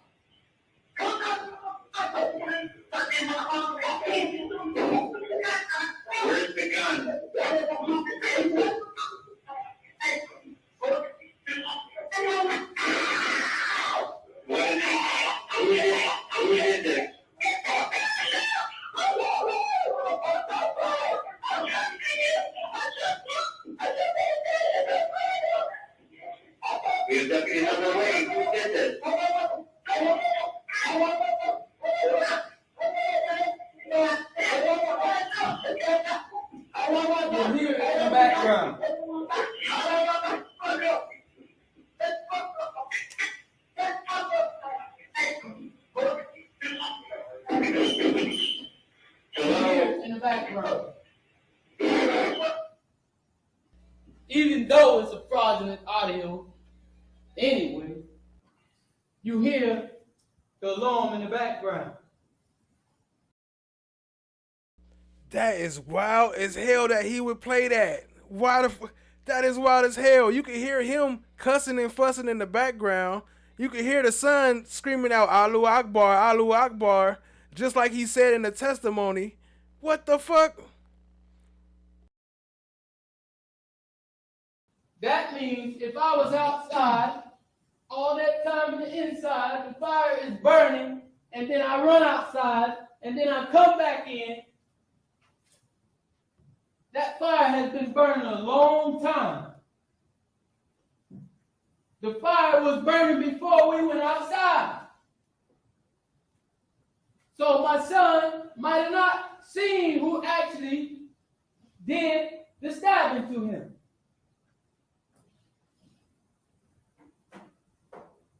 He's not seen who actually did the stabbing to him. Fucking nuts.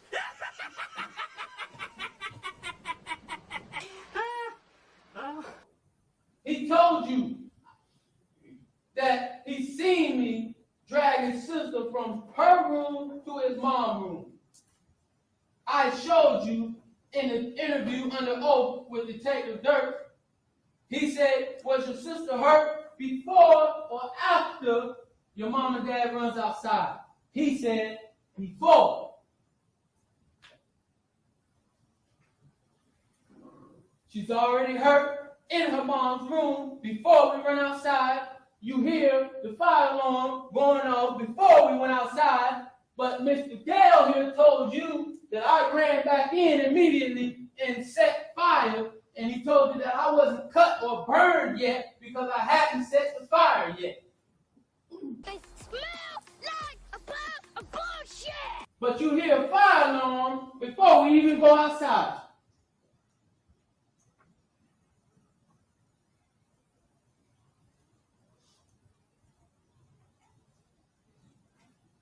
Mr. O'Neal, I don't wish to interrupt you, but it's now 12:20, so I am going to take a lunch recess at 12:30. I just wanted to let you know.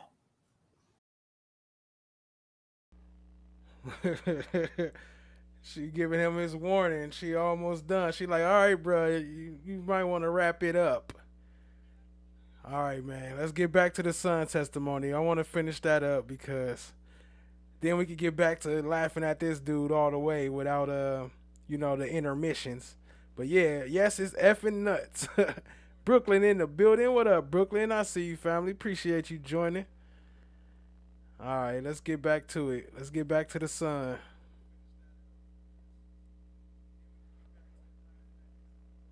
It's Jennifer Miller.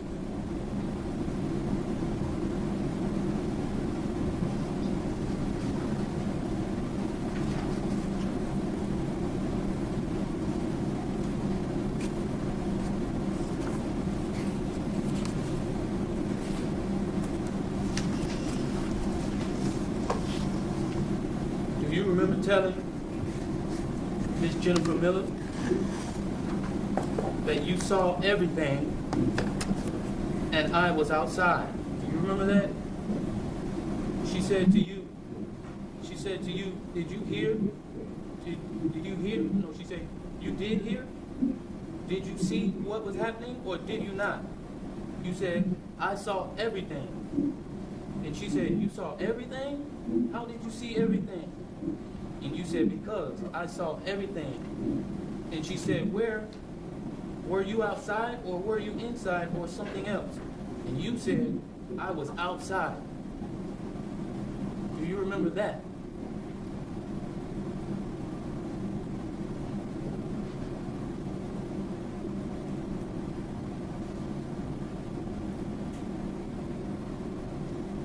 The question is, do you remember saying that to someone named Jennifer Miller? Or do you remember saying that to Jennifer Miller, that you were outside and that you saw everything? No. All right.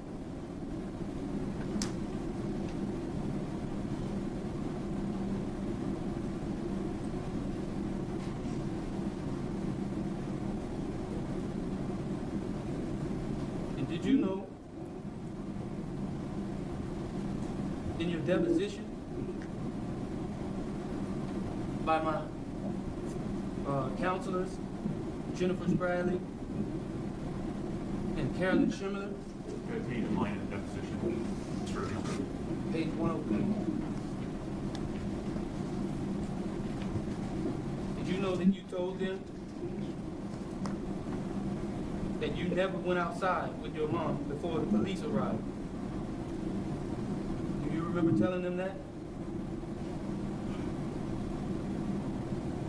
She asked you, she said, okay, so is your mommy ever inside of the house when anything is set on fire?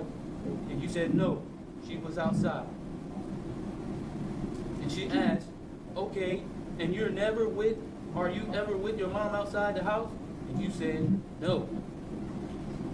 Do you remember telling her that? Yes. You do. All right.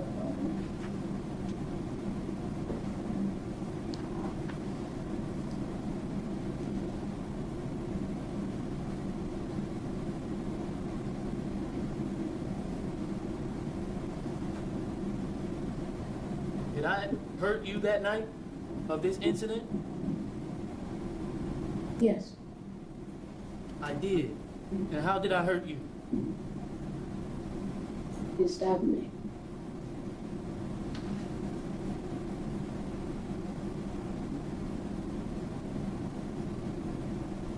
Second interview.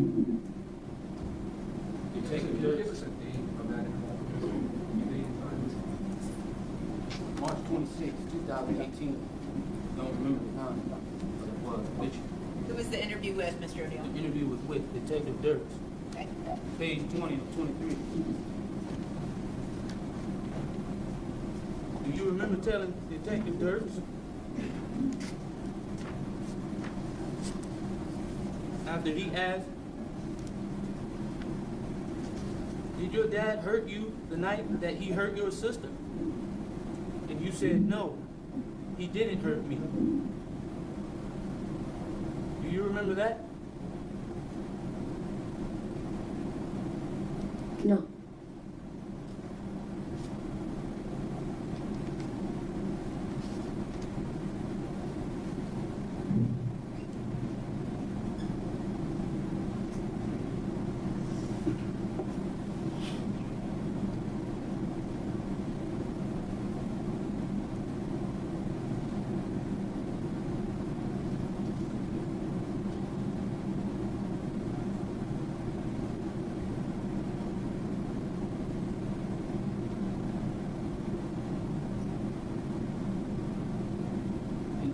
Just a while ago, I stabbed you with a knife, right? Yes. Detective Dirks, interview number 2, March 26, 2018, page 9 and 23. Do you remember telling Detective Dirks when he asked you, when did he hurt you with a knife?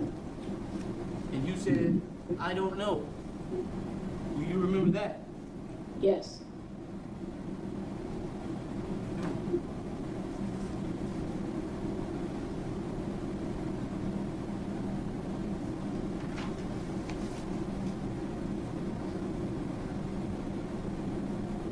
And then Detective Dirks asked you, was it the same night or was it before that? And you said, no, it was another day. Do you remember that? Sorry, repeat that again? Detective Dirks says, was it the same night or was it before that? And you said to him, no, it was another day.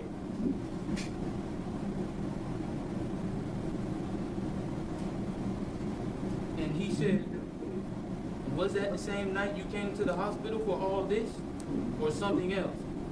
And you said to him, something else. Do you remember that? I don't understand. All right, I'll pose the question again. Well, do you recall telling Detective Dirks that? Yes, no, or I don't know? Why I got hurt? No, he asked you, when did it happen? That night. when did your dad stab you? And he said, was it that night or was it something else? And you replied, it was something else.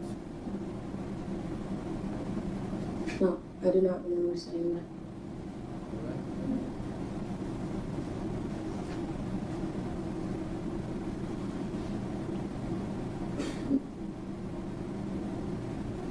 If that's Jeremy, if that's the same judge, then I know they got some. Now I see why she got her anger and conflict with him. She been dealing with him for a while. They know each other personally.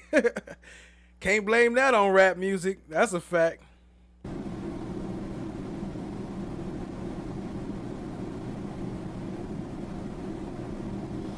I mean, not the same judge, but the same attorney.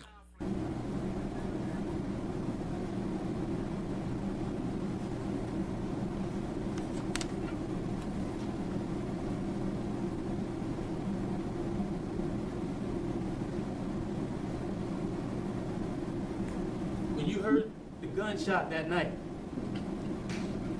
can you hear me? When Yes. When you heard that gunshot that night, was your sister hurt already, or was she hurt after that shot? She was hurt after that. All right. The hell? Why would you ask? Man, this dude is, man. Hold on, where the hang that nigga now? Jury will now go off and deliberate on... Guilty! That nigga is guilty! Sir, settle down. You have to go deliberate. I don't need to deliberate. Hang that nigga now! I got the rope right here! All right, I'm sorry. Hold on one second, Mr. O'Neal, 1 second. So I just want to make sure, let's just take another, everybody, just taking a look. Let's continue on. You can take a stretch break too. So you did... sister was hurt after the shot, right? Yes. Right. Do you remember in the interview with Jennifer Miller,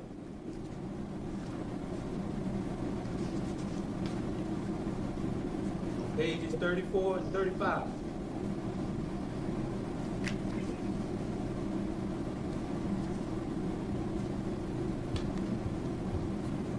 And also, well, let me just start with Jennifer Miller. You told her on page 34 and 35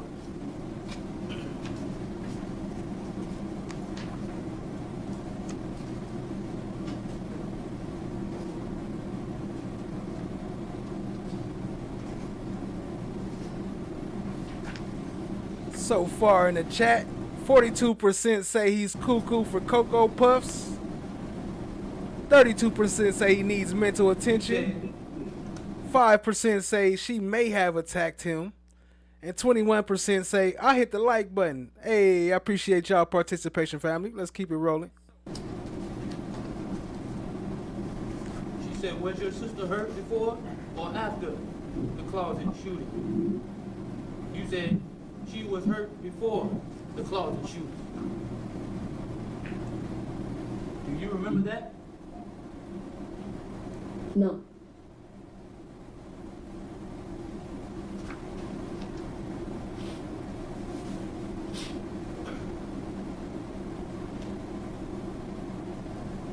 The question was, what does the evidence show, by the way? What does the evidence show? And do you remember telling Detective Dirks on page 19 of 23, March 26, 2018, he said, he asked you the same question. Was your sister hurt before your mom runs outside or after? And you said, after hurting his sister, no, here it is. You said, after hurting your sister, then I hurt your mom and ran outside. Do you remember that? No.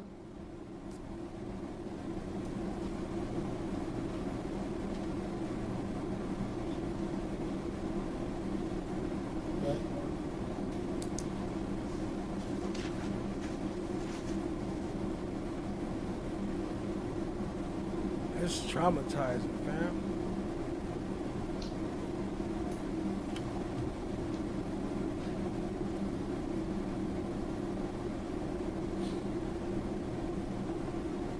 One second.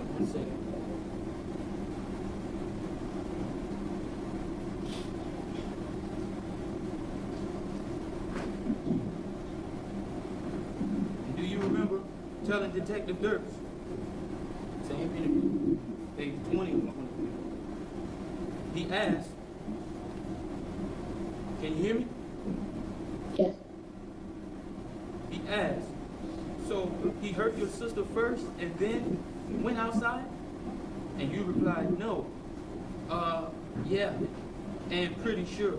Do you remember that? Your Honor, I apologize for interrupting the state earlier, but the state can talk the ears off a donkey. This continued filibustering has got to stop. The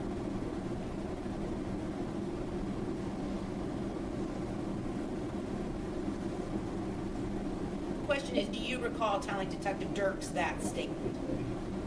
No.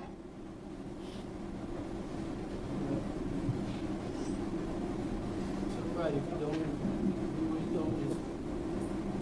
All right, what is your next question, Mr. O'Neal?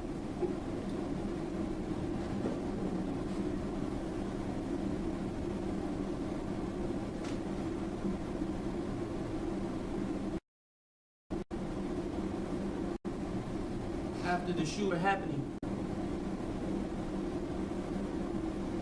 what do you remember happening after the shooting with your mom outside?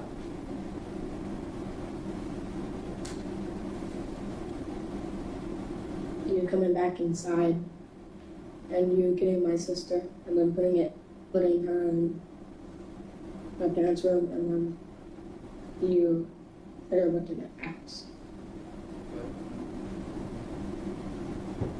Jennifer Miller, page 29. Do you remember telling Miss Jennifer Miller in an interview?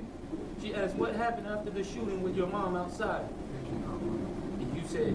Hold on, what page of the Jennifer Miller interview, Mr. O'Neal? Page 29. Okay. Line 12 through 15. And she asked you, I'm going to repeat the question. She asked you, what happened after the shooting with your mom outside? You replied, nothing. And she said, did anything happen to you? You said, no. Do you remember that? No.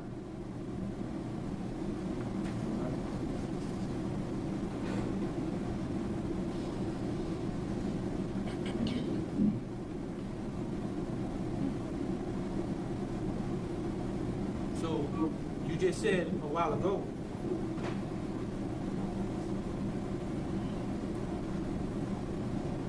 that, hold on one second.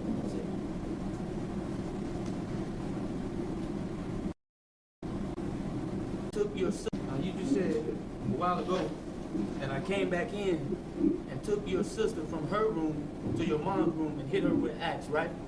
Yes. Do you remember?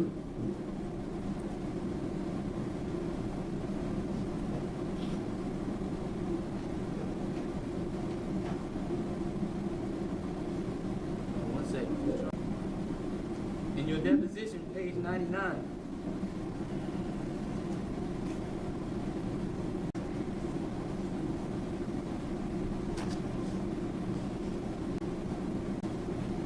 Deposition, you told her,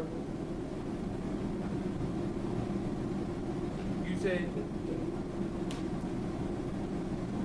when asked, where is your sister? Where was your sister when mom and dad ran outside? You replied, she was in my mom's room. I don't see that on page 99, counsel, right here. You're still referring to page 99. That's page 100, I'm sorry. Page 100.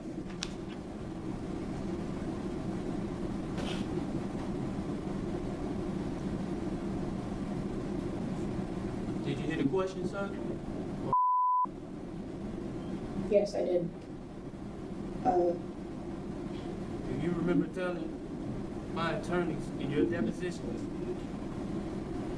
when they asked, where is your sister when mom and dad ran outside? And you replied, she was in my mom's room. Do you remember that?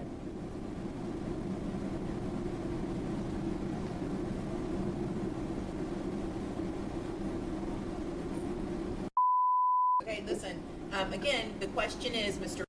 Do you recall making that statement during your deposition? It's either yes, no, or I don't know. Don't interrupt me, Mr. O'Neal. Okay? So that's, do you recall making that statement, Mr. No. Okay? In your deposition. It's either yes, no, or I don't know. Don't interrupt me, Mr. O'Neal. Okay? So that's, do you recall making that statement, Mr. No.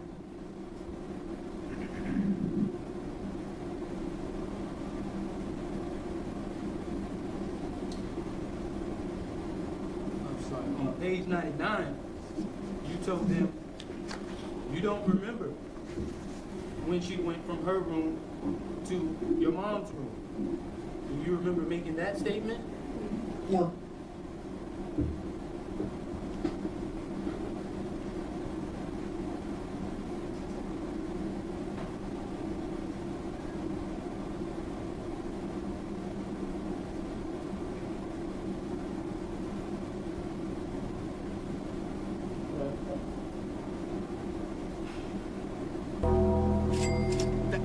Evidence is not the evidence. You just said a while ago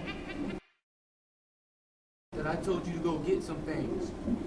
What did I tell you to go get? A knife.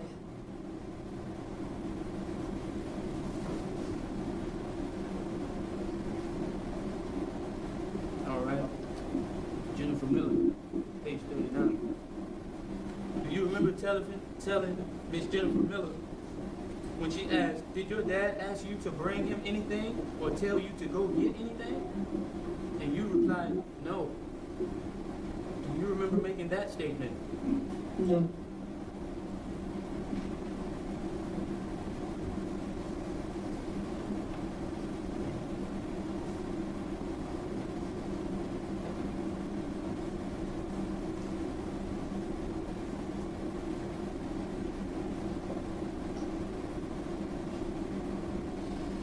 You said that I got some matches or some objects and lit some things on fire. Is that correct? Yes. And if I remember correctly, you just told Mr. Harmon here, or Mr. Yale, that you saw me sprinkle gasoline over your sister's body. Is that correct? Or you said that I sprayed gasoline everywhere. Is that right? Yes. Is that a yes? Yes.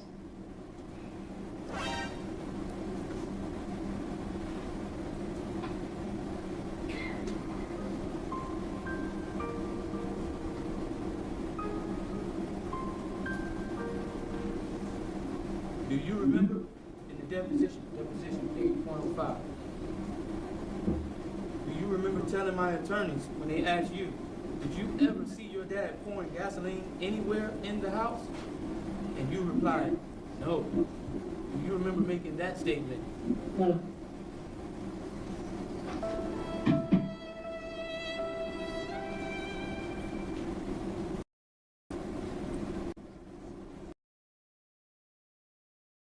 Look how she looking at him right now, though. Let me zoom that in. Look how she looking at him.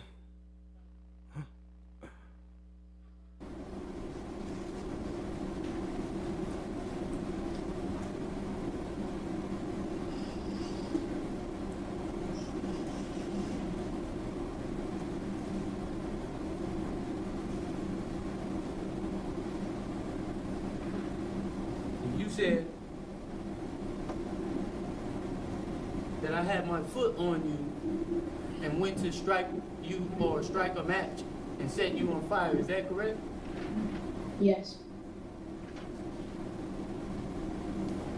Do you remember Jennifer Miller interview, page 36, 37?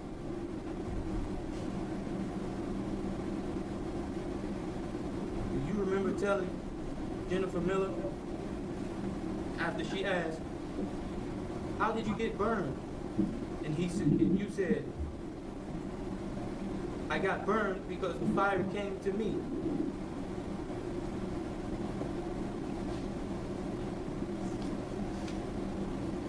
Do you remember that statement?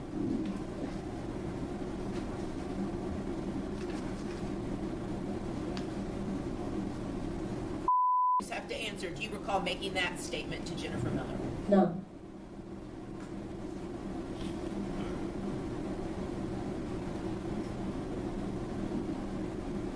And she asked you,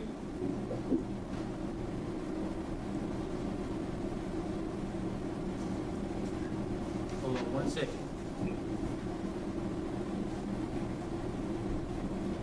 And she said, she asked you, Jennifer Miller asked you again, she said, how did it come to you?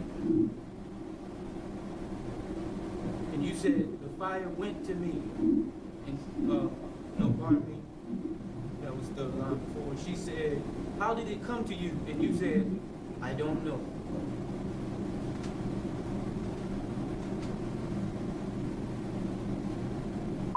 Do you recall making that statement to Jennifer Miller? Nigga, do you recall making it on display? Them beeps is wild though. Yes. And do you recall my attorneys asking you the same question? They said, Asian line is revealed. Page 30. Oh, I'm sorry. Page 104, line 22 and 23. My attorneys asked you, they said, all right. Hold on 1 second. They said, how did you get burned? And you said, I have no idea. At this point, I'm going to object to improper impeachment even today during his testimony. He shouldn't testify to how he got burned. So this is not impeachment. All right, very good. I'm going to, at this point in time, overrule the objection, but I do think that's how he's testified. So go ahead and... I don't know. She don't talk to the prosecution like that. It's always a whole different tone when she's talking to the prosecution. Answer the question, Mr. Do you recall making that statement or not at your deposition?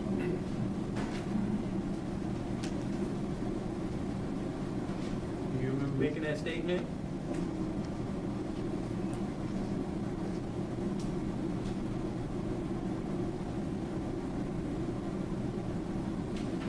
You just have to answer the question. Do you recall making the statement? That's all. No.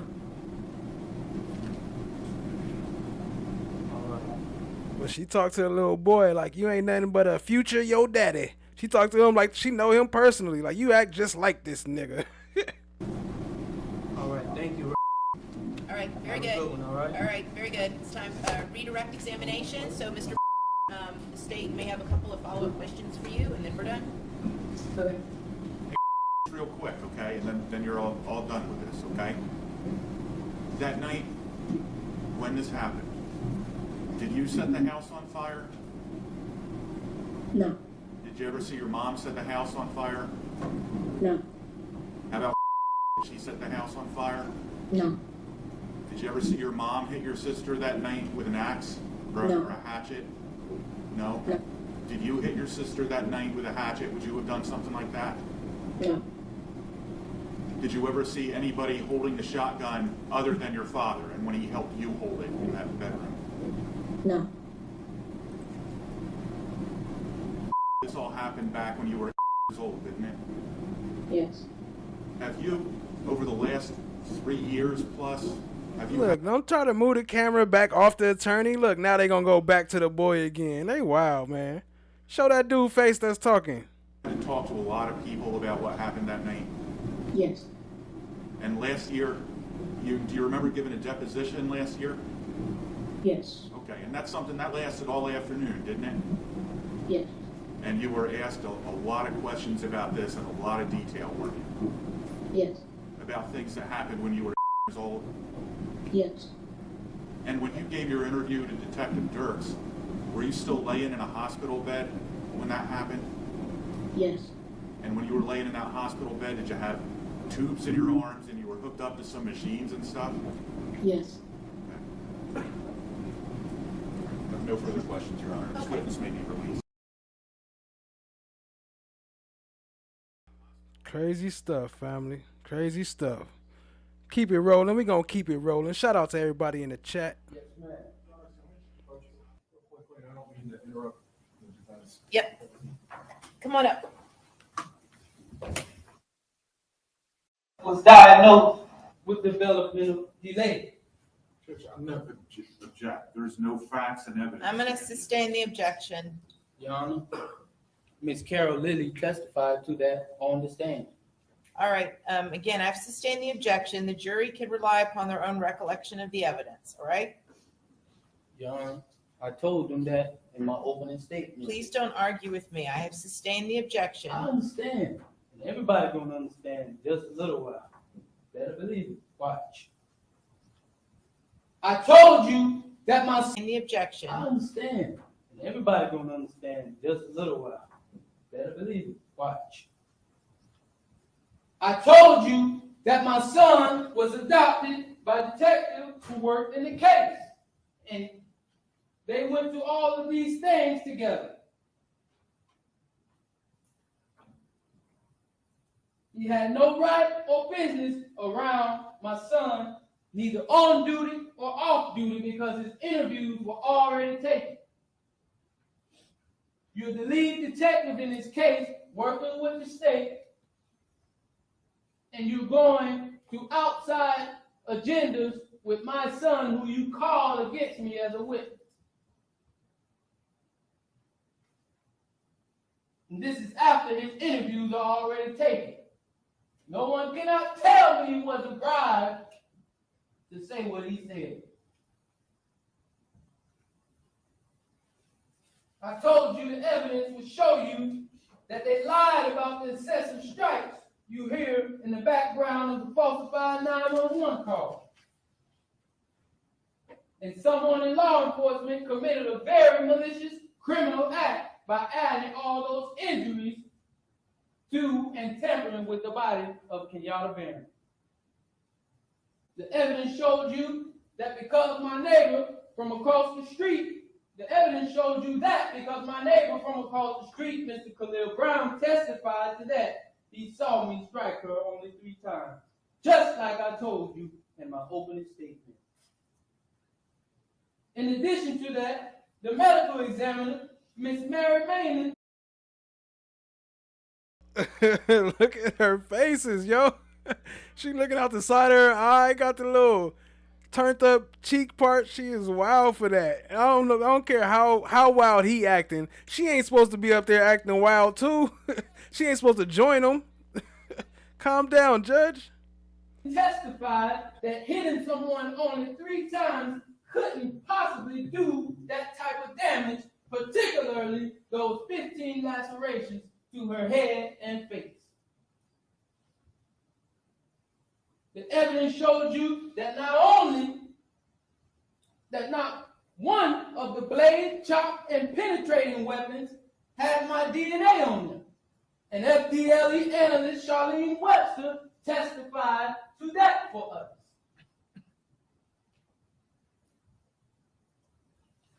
I'm talking. It's my time. It's my time. Not one of the state's witnesses saw anything that happened inside or outside of my home that would be sufficient to disprove or refute my self-defense claim. And they all testified to that for us.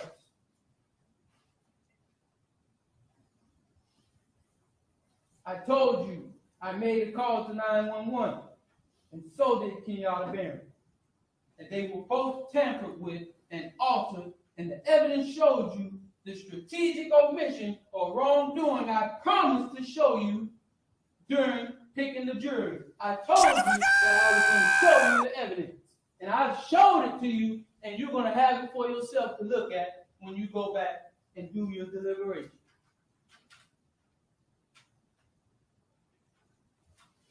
All of a sudden,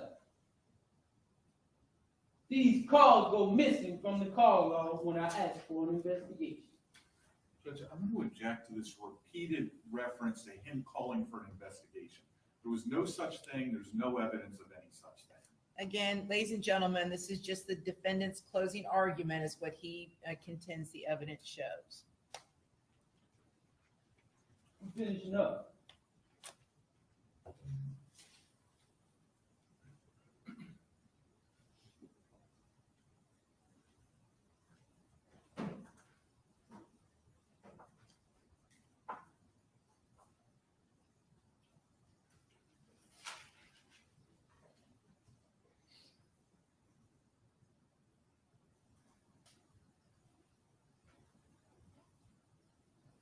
The state has not met its burden of proof, which they have to meet beyond a reasonable doubt. And I have showed you several reasonable doubts. Reasonable reasons to disbelieve what they're saying to you. Check out the reference. No one objected to the things that I said to my son when I rebutted him and refuted his testimony because they know it's actual facts. I gave them page number, line number, date, and the person who interviewed him. I'm not shooting from the hip.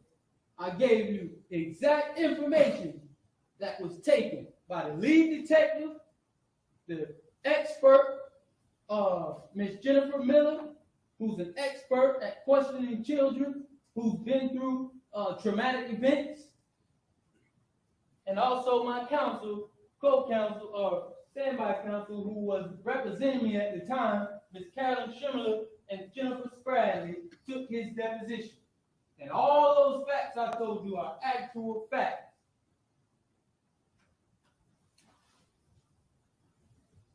They knew that, but they still did not object to their own bringing him as a legitimate witness when they already knew I filed a motion. Judge, objection. Sustain the objection. Sustain the objection. That's improper for closing argument. That's all right, because it's going to get out anyway. Okay, Mr. O'Neal, just continue on making your closing argument, please. Hell no, it's all right. It's going to get out anyway. Why? It's going to get out anyway. Sustain the objection. Sustain the objection. That's improper for closing argument. That's all right, because it's going to get out anyway. Okay, Mr. O'Neal, just continue on making your closing argument, please. I told you you would find out why Kenyatta Van was killed. You all seen the pictures of my children. Can I get State's Exhibit really quick? 22C.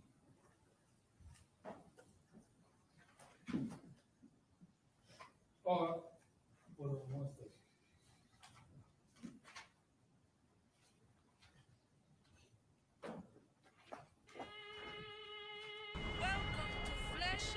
I know he is not about to pull up pictures of the kids, man. What is this dude doing?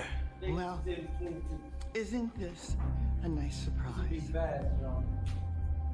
I want them to see my daughter. And what I had to see in real time that night. Judge, again, I'm going to object. This is facts, not evidence. I'm going to There's no sustain the evidence of what objection. he saw. Please just show the State's Exhibit and make your argument from that. Show you some evidence of what I saw. You heard me. Ben.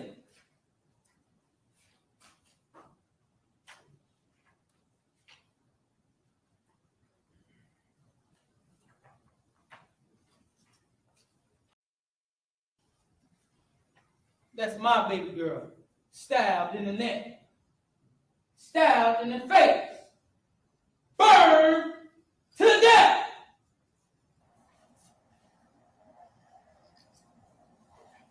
Okay, Mr. O'Neal, it's 12:30. Okay, Mr. O'Neal, it's 12:30. One more picture on 22 double N. Look how the fire. Say, hold up, I ain't done yet. Give me a minute, Judge. Just sit back. I'll tell you when I'm finished. Fire brought her out of the house. That's the after effect.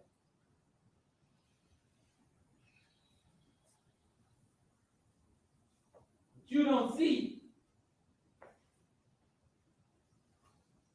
while it was going down in real time.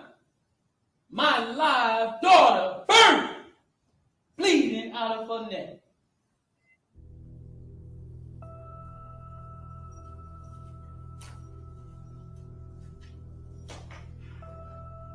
I just have one short statement, and that's it. But I told you you would find out why Kenyatta Berry was killed, and you all seen the pictures of my daughter. And you seen the other day, the pictures that they showed you of my son's stomach cut. You seen all of the burns, extreme burns, 3rd-degree burns on my son, covering 25% of his body.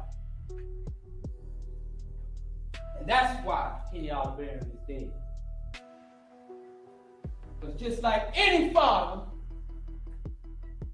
would have done the same damn thing and moved in the same similar way that I did out of pure instinct and passion.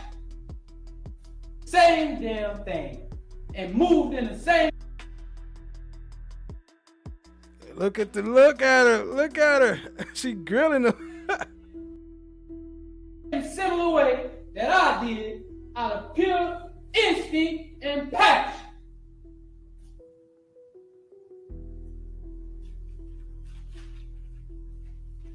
They ain't supposed to do that, but I don't blame her. I probably would have been looking at him like that too. Like, nigga, what is you even talking about, bruh? Therefore, if I were to be convicted, it would not be by clear and convincing evidence. I showed you several reasonable reasons not to believe what they're telling you.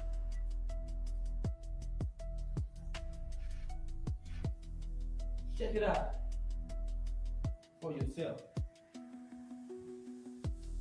If they convict me, it would not be by clear and convincing evidence and beyond a reasonable doubt, but by malicious persecution in direct opposition of the 5th, 6th, and 14th Amendments of the United States Constitution, which guarantees that a person shall not be deprived of life, limb, liberty, or property without due process in such a manner as this.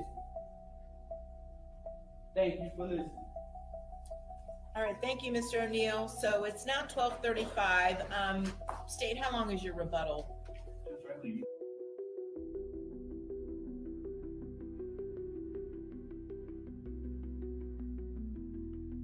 And finally, we reach the climax. The chaos ends with the consequence.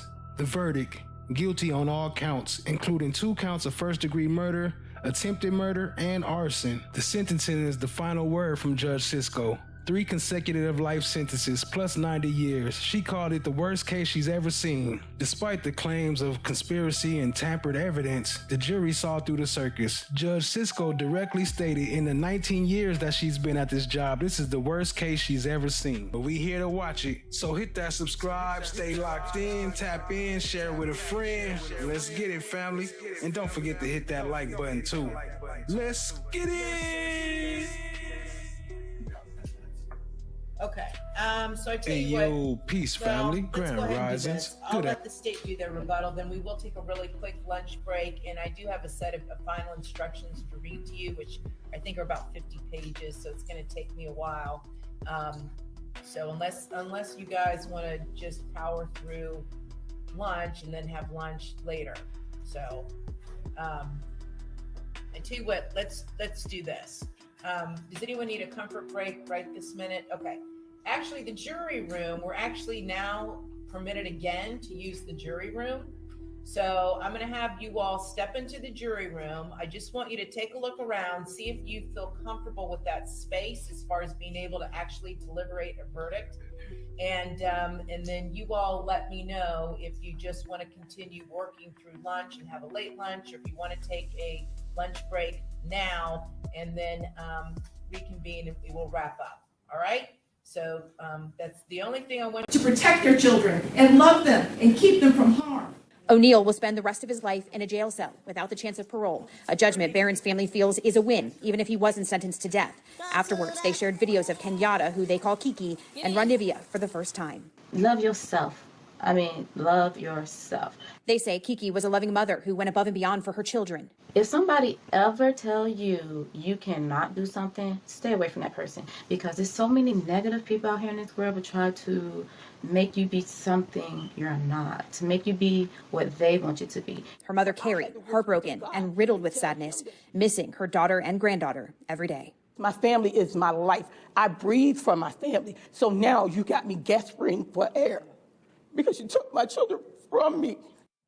It is so heartbreaking, it really is. We want to get back to defense attorney Natasha Scruggs here. So when you sit in that cell for the rest of your life, remember, you don't leave out until you're in a box. So when you sit in that cell every day, 24 hours a day, that scream, I want you to hear it. When she comes to you in your dreams, I want you to receive it. You know why? Because that was a child of God. The judge. At the moment, that first time you struck her with that hatchet, and little Ronnie testified that all he could see was tears coming out of his sister's face. At that moment, that child knew. She knew she was being betrayed in the cruelest, most tragic and sorrowful way that a child could ever be betrayed. She was being betrayed by her parent, the one person that should be there to protect their children and love them and keep them from harm. O'Neal. Doing date night to speak with his wife. We were planning to go on a date night that night, and I said, hey, instead of doing date night, do you mind if we go watch a movie with this kid? I had already known that I would want to take Ronnie home with us, starting that night. Now Ronnie has a new family and 5 new siblings who've accepted Ronnie into their lives. One of the best moms and dads. They take care of me. It's become more than just a new house for Ronnie. It's a home. They even have a family mantra. As it goes to the family, and it's, I am safe, I am loved, and I'm part of this family. Just remarkable people. At the moment, that first time you struck her with that hatchet, and little Ronnie testified that all he could see was tears coming out of his sister's face. At that moment, that child knew. She knew she was being betrayed in the cruelest, most tragic and sorrowful way that a child could ever be betrayed. She was being betrayed by her parent, the one person that should be there to protect their children and love them and keep them from harm. And that was the last thing that child felt before she passed on from this earth, was your utter, cruel betrayal to her. And I read somewhere, and I don't know if it's true or not, I have no idea, but I read somewhere that souls pick their lives, and that they know exactly how difficult their lives are going to be before they enter into this world. And I don't know if that's true or not, but if it is, Ronnie O'Neal is one of the bravest souls I have ever come across in my 54 years on this planet. One of the bravest ever, ever, because she suffered so traumatically. So, Mr. McNair, I appreciate your comments about, he's still here, maybe behind that pillar. I appreciate your comments about your own sentiments with the legal system, and I would never tell you it's perfect, it's not. But I'm going to look you in the eye and tell you, this is the worst case ever, ever in my life, and I have seen some horrors, but this is it. And I'm going to mete out the punishment that I think this case deserves. All right, so with that, on count 1, Mr. O'Neal, I will adjudicate you guilty, sentence you to life in prison with a minimum mandatory of life in prison without the possibility of parole. Count 2, I will adjudicate you guilty, and adjudicate you guilty on count 1 as well. Count 2, adjudicate you guilty, sentence you to life in prison without the possibility of parole, consecutive to count 1. On count 3, I'm going to sentence you on the attempted murder, adjudicate you guilty, sentence you to life in prison, running consecutive to counts 2 and consecutive to count 1. On count 4, on the arson, first-degree dwelling, I will adjudicate you guilty, sentence you to 30 years Florida State Prison to run consecutive to counts 1, 2, and 3. On count 5, aggravated child abuse, I'm going to adjudicate you guilty, sentence you to 30 years in the Florida State Prison to run consecutive to counts 1 through 4. On count 6, I'm going to adjudicate you guilty to aggravated child abuse, sentence you to 30 years in prison to run consecutive to counts 1 through 5. And on count 7, resisting arrest without violence, I will adjudicate you guilty, sentence you to time served. Credit for time served is 1,224 days. You have 30 days to appeal the judgment and sentence of the court. Thank you. We're concluded. Okay. I'd ask the clerk to please publish the verdict. Thanks, Judge. State of Florida versus Ronnie O'Neal III, case number 2018 CF 004019, verdict form, trial division 1. We the jury find as follows: as the count 1 of the charge, the defendant is guilty of first-degree murder as charged. The defendant did actually possess and discharge a firearm causing death.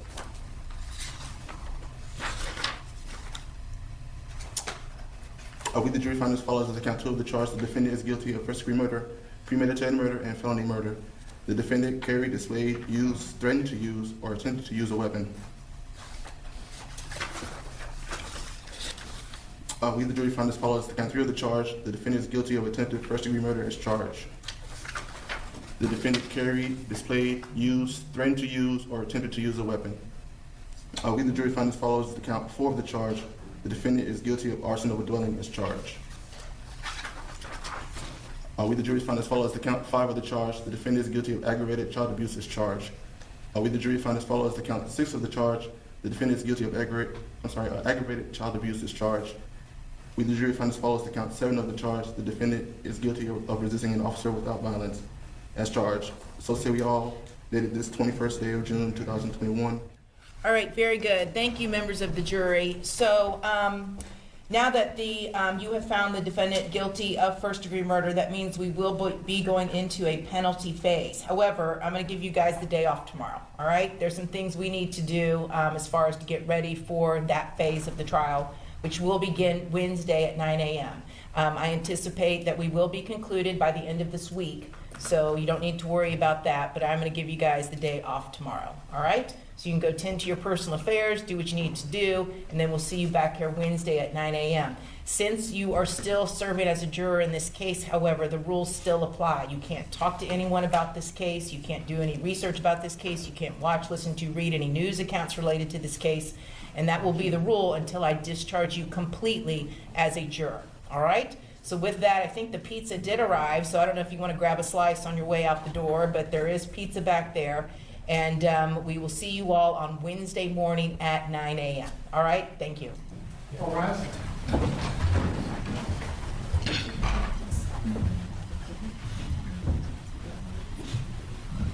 See, so Mr. O'Neal, now that you have been found guilty of first-degree murder, we now go into penalty phase. And as you are aware, it gets no more serious for any defendant in any criminal courtroom in this country than what you are facing now. I respect the fact that you chose to represent yourself, and I have to tell you, I think in another lifetime, you would have been an excellent lawyer. I really think that. You speak with great passion. I understood exactly the points you were making. I knew what you were attempting to get across in your opening statement, your cross-examination of... Hold on, look, you see what that is? She blocking his crazy defense. Like, you ain't about to come back and say you was crazy or bad, represented yourself wrong because you was crazy. I'm letting everybody know on the record that I was completely able to understand you, and I understood your points, even if I didn't agree with them. State witnesses and that. You speak with great passion. I understood exactly the points you were making. I knew what you were attempting to get across in your opening statement, your cross-examination of the state witnesses, the direct examination of your witnesses, and your closing argument. Ultimately, your arguments were not persuasive to the jury, but nonetheless, I was able to follow exactly what you were trying to accomplish. However, as we move into penalty phase, I'm really going to strongly encourage you to consider allowing counsel to now step in and represent you. This is a much more specialized and rare area of the law that very few practitioners really practice in. as far as truly understanding the aggravating factors the state has to establish. And now you would have a burden of proof with regards to the mitigators, whether they're statutory or non-statutory. You've got to come up with proof by greater weight of the evidence that the mitigators actually apply. And you would have to come up with not just applicable statutory mitigators, but any applicable non-statutory mitigators. And I'm quite confident that your standby counsel would have a much better grasp on what those potential non-statutory mitigators would be. So I am... she made sure he led. So you hear all them big words you don't understand? Make sure you get an attorney, because otherwise you're going to hear a lot of that. I want you just to think about it overnight. I don't want you to make a decision right now. I want you to give it some serious consideration. All right? Yes, and we're going to reconvene at 10 o'clock tomorrow morning, and we'll discuss it further, and you can tell me then. But I really, really want to strongly advise you to go ahead and let counsel represent you in the penalty phase, because the consequences are so serious. Unanimously find the aggravating factors are sufficient to warrant a possible sentence of death. If you answer yes to at least one of the aggravating factors listed in Section A or Section B, please proceed to Section C. C, sufficiency of the aggravating factors. 1, reviewing the aggravating factors that we unanimously found to be established beyond a reasonable doubt in Section A, as they apply to Kenyatta Barron. We, the jury, unanimously find the aggravating factors are sufficient to warrant a possible sentence of death. Yes. 2, reviewing the aggravating factors that we unanimously found to be established beyond a reasonable doubt in Section B, as they apply to Ronnie O'Neal. We, the jury, unanimously find the aggravating factors are sufficient to warrant a possible sentence of death. Yes. D, mitigating circumstances. One or more individual jurors find that one or more mitigating circumstances was established by the greater weight of the evidence. Yes. Eligibility for the death penalty for count 1, Kenyatta Barron. We, the jury, unanimously find that the aggravating factors that were proven beyond a reasonable doubt in Section A outweigh the mitigating circumstances established Section D above as to count 1. No. F, eligibility for the death penalty for count 2, Ronnie O'Neal. We, the jury, unanimously find that the aggravating factors that were proven beyond a reasonable doubt in Section B outweigh the mitigating circumstances established Section D above as to count 2. No. All right, anything further from the state or from the defense? No, Your Honor. Okay, very good. Thank you. All rise. Court adjourned. He could not come to a unanimous decision on sentencing him to die for these crimes. Therefore, O'Neal will spend the rest of his life behind bars. I did catch up with the family of Kenyatta Barron right after they got out of the courthouse, and we'll have more of that sound coming up at 6. But I just wanted to give you a quick snippet of what she said. The mother, when I walked into the courtroom after hearing the verdict, I looked over and saw the mother of O'Neal gathering, rejoicing. She says, how can you rejoice over your son still living and forget about your daughter that lies in the gravesite? Obviously a very, very sad situation here. They're not entirely happy with exactly what happened today, but I want to go ahead and let you see exactly how it all played out in court today. To protect our children. The state needed to prove that the deaths of Kenyatta Barron and Ronnie were especially heinous, atrocious, and cruel, that they suffered tremendously before dying. She is disabled. She is vulnerable because of it. She can't help herself at all. She can't even talk. And this is her dad that's murdering her. State prosecutors believe that goal was accomplished. The aggravating factors that have been proven to you as it applies to Miss Barron and to her 9-year-old daughter's murder are an avalanche. Objection. An avalanche. Argument. Overruled. An avalanche of significance and power that overrides. Oh yeah, that is your boy right there from the Alicia Andrews child, huh? That's the same one. and blots out any suggested mitigation. But the defense says numerous traumatic events in O'Neal's past had a huge impact on him. He was the victim of a sexual abuse at the age of 5. He was shot and nearly died in a random drive-by shooting in 2017. And while recovering from that, the state says he was traumatized even more when his mother told him she tried to abort him. She was trying to use that as an example of him having another near-death experience and that he survived. Assistant State Prosecutor Jennifer Spradley says his biological father passed down schizophrenia and delusional disorder. And she says what O'Neal thinks happened that night is a product of his mental illness. An idle mind is the devil's workshop. Ronnie feels like he's under attack. He's up all night. He's paranoid. He's hypervigilant. He believes he was targeted by the shooting. An alternate juror who was officially dismissed today told reporters off camera she would have voted for death. She says the 911 call was the most damning piece of evidence and says it's given her nightmares.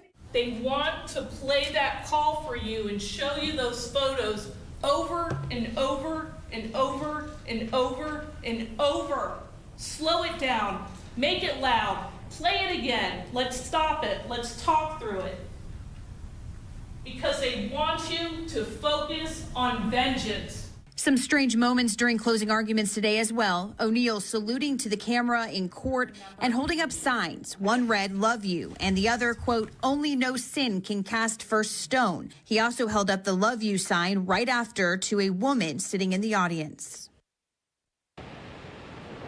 Now, even though the jury did recommend the life in prison sentence, right now that hasn't been made official yet. That will happen on July 23rd at 10 a.m. The judge will hear from both sides once again, and then she will make her final decision. For now, we're live. Heather Lee, ABC Action News.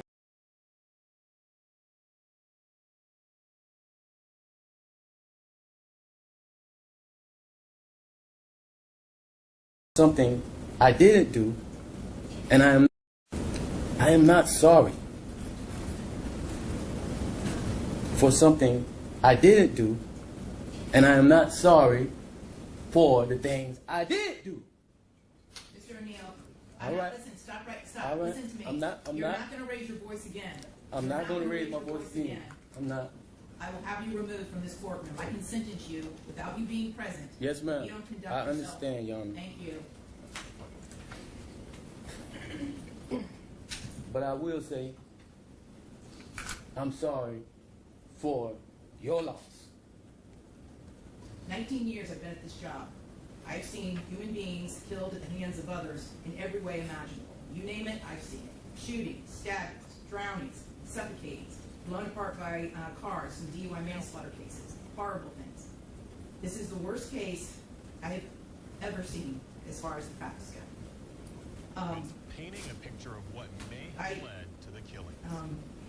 Family of When they Kenyatta fired and her the 9-year-old person daughter, from Ronnie fire O'Neal, department, are when he still testified, mourning after their and when he murders said back he in March. retrieved the body These of Ronnie. newly released photos show Ronnie O'Neal III just after Hillsborough deputies say he killed his girlfriend and daughter, tried to murder his young son before setting the house on fire. The charges show that deputies believe O'Neal was able to think this out. We're now hearing in interviews just released that some people didn't see any signs of trouble at the home until screams for help that night. Others say O'Neal threatened his girlfriend in the past and was seen on the roof yelling well before the incident. The night of the murders, deputies say he made a 911 call ranting about demons, calling Kenyatta by her nickname, Kiki. 911, what is your emergency? Hey, I just been attacked by some white demons inside Kiki.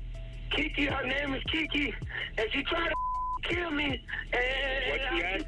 Huh? Kenyatta called 911 begging for her life, while deputies say O'Neal yelled Allah Akbar in the background. New evidence shows that there may have been tension over his efforts to convert the family to Islam. And O'Neal has spoken out several times in court, at one point saying the... Well, family. Another one down. That was a crazy trial right there. I ain't gonna hold you, family. Ronnie O'Neal, man. The evidence is gonna show. Appreciate y'all being here. One more time for our stream sponsor of the night. Hold on, where my sponsorship at? Oh, here we go. Shout out to our stream sponsor. The absence of evidence is not the evidence of absence. What? Shout out to Joni IV, stream sponsor of the night. Much love, much love. Yeah, that was a crazy one, man.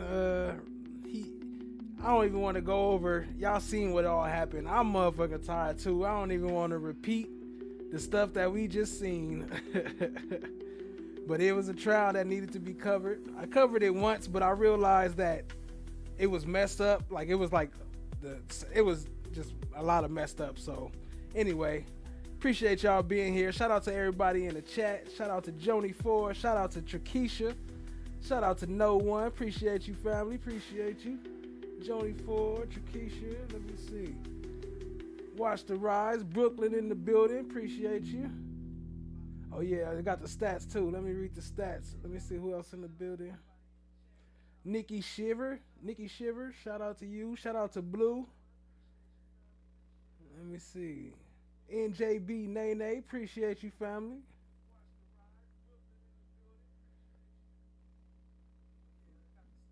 Blue, Indigo, Kepra. All right. Appreciate y'all. And the stats are, so the evidence, what does the evidence show? 43% says he's cuckoo for Cocoa Puffs. 30% says he needs medical attention, mental attention. 4% say she may have attacked him, which is probably like one person. And I probably know who that is, but I ain't going to say it out loud. And 22% say, I hit the like button. Appreciate y'all, family. Appreciate your participation. Had a great time hanging out. Hanging out with y'all tonight. I don't know where that accent came from. Make sure y'all check out No One channel. Great music over there. Make sure you check out Rock Solid TV. Check us both out on Kick. Rock Solid TV on Kick. We most likely will be going live Tuesday for show. Maybe tomorrow too.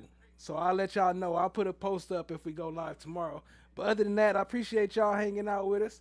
Much love, much love. And until next time, family, stay fresh and stay blessed. Peace out. Have a good night. Lady L, hey, yeah, shout out to Lady L. Can't forget Lady L. Let me put some respect on your name. Much love, much love. We out, family. Peace easy. Rock Solid. There go the link. Yeah, sub up to Rock Solid. Let's go.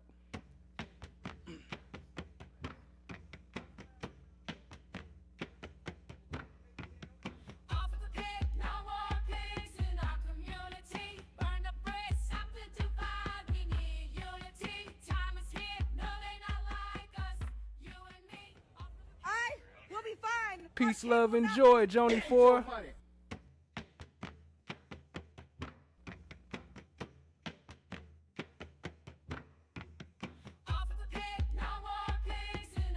Peace, love, and joy. There go the links. Y'all go sub up. Flesh of the Gods on Kick. Rock Solid on Kick. Rock Solid TV. Let's get it. We out.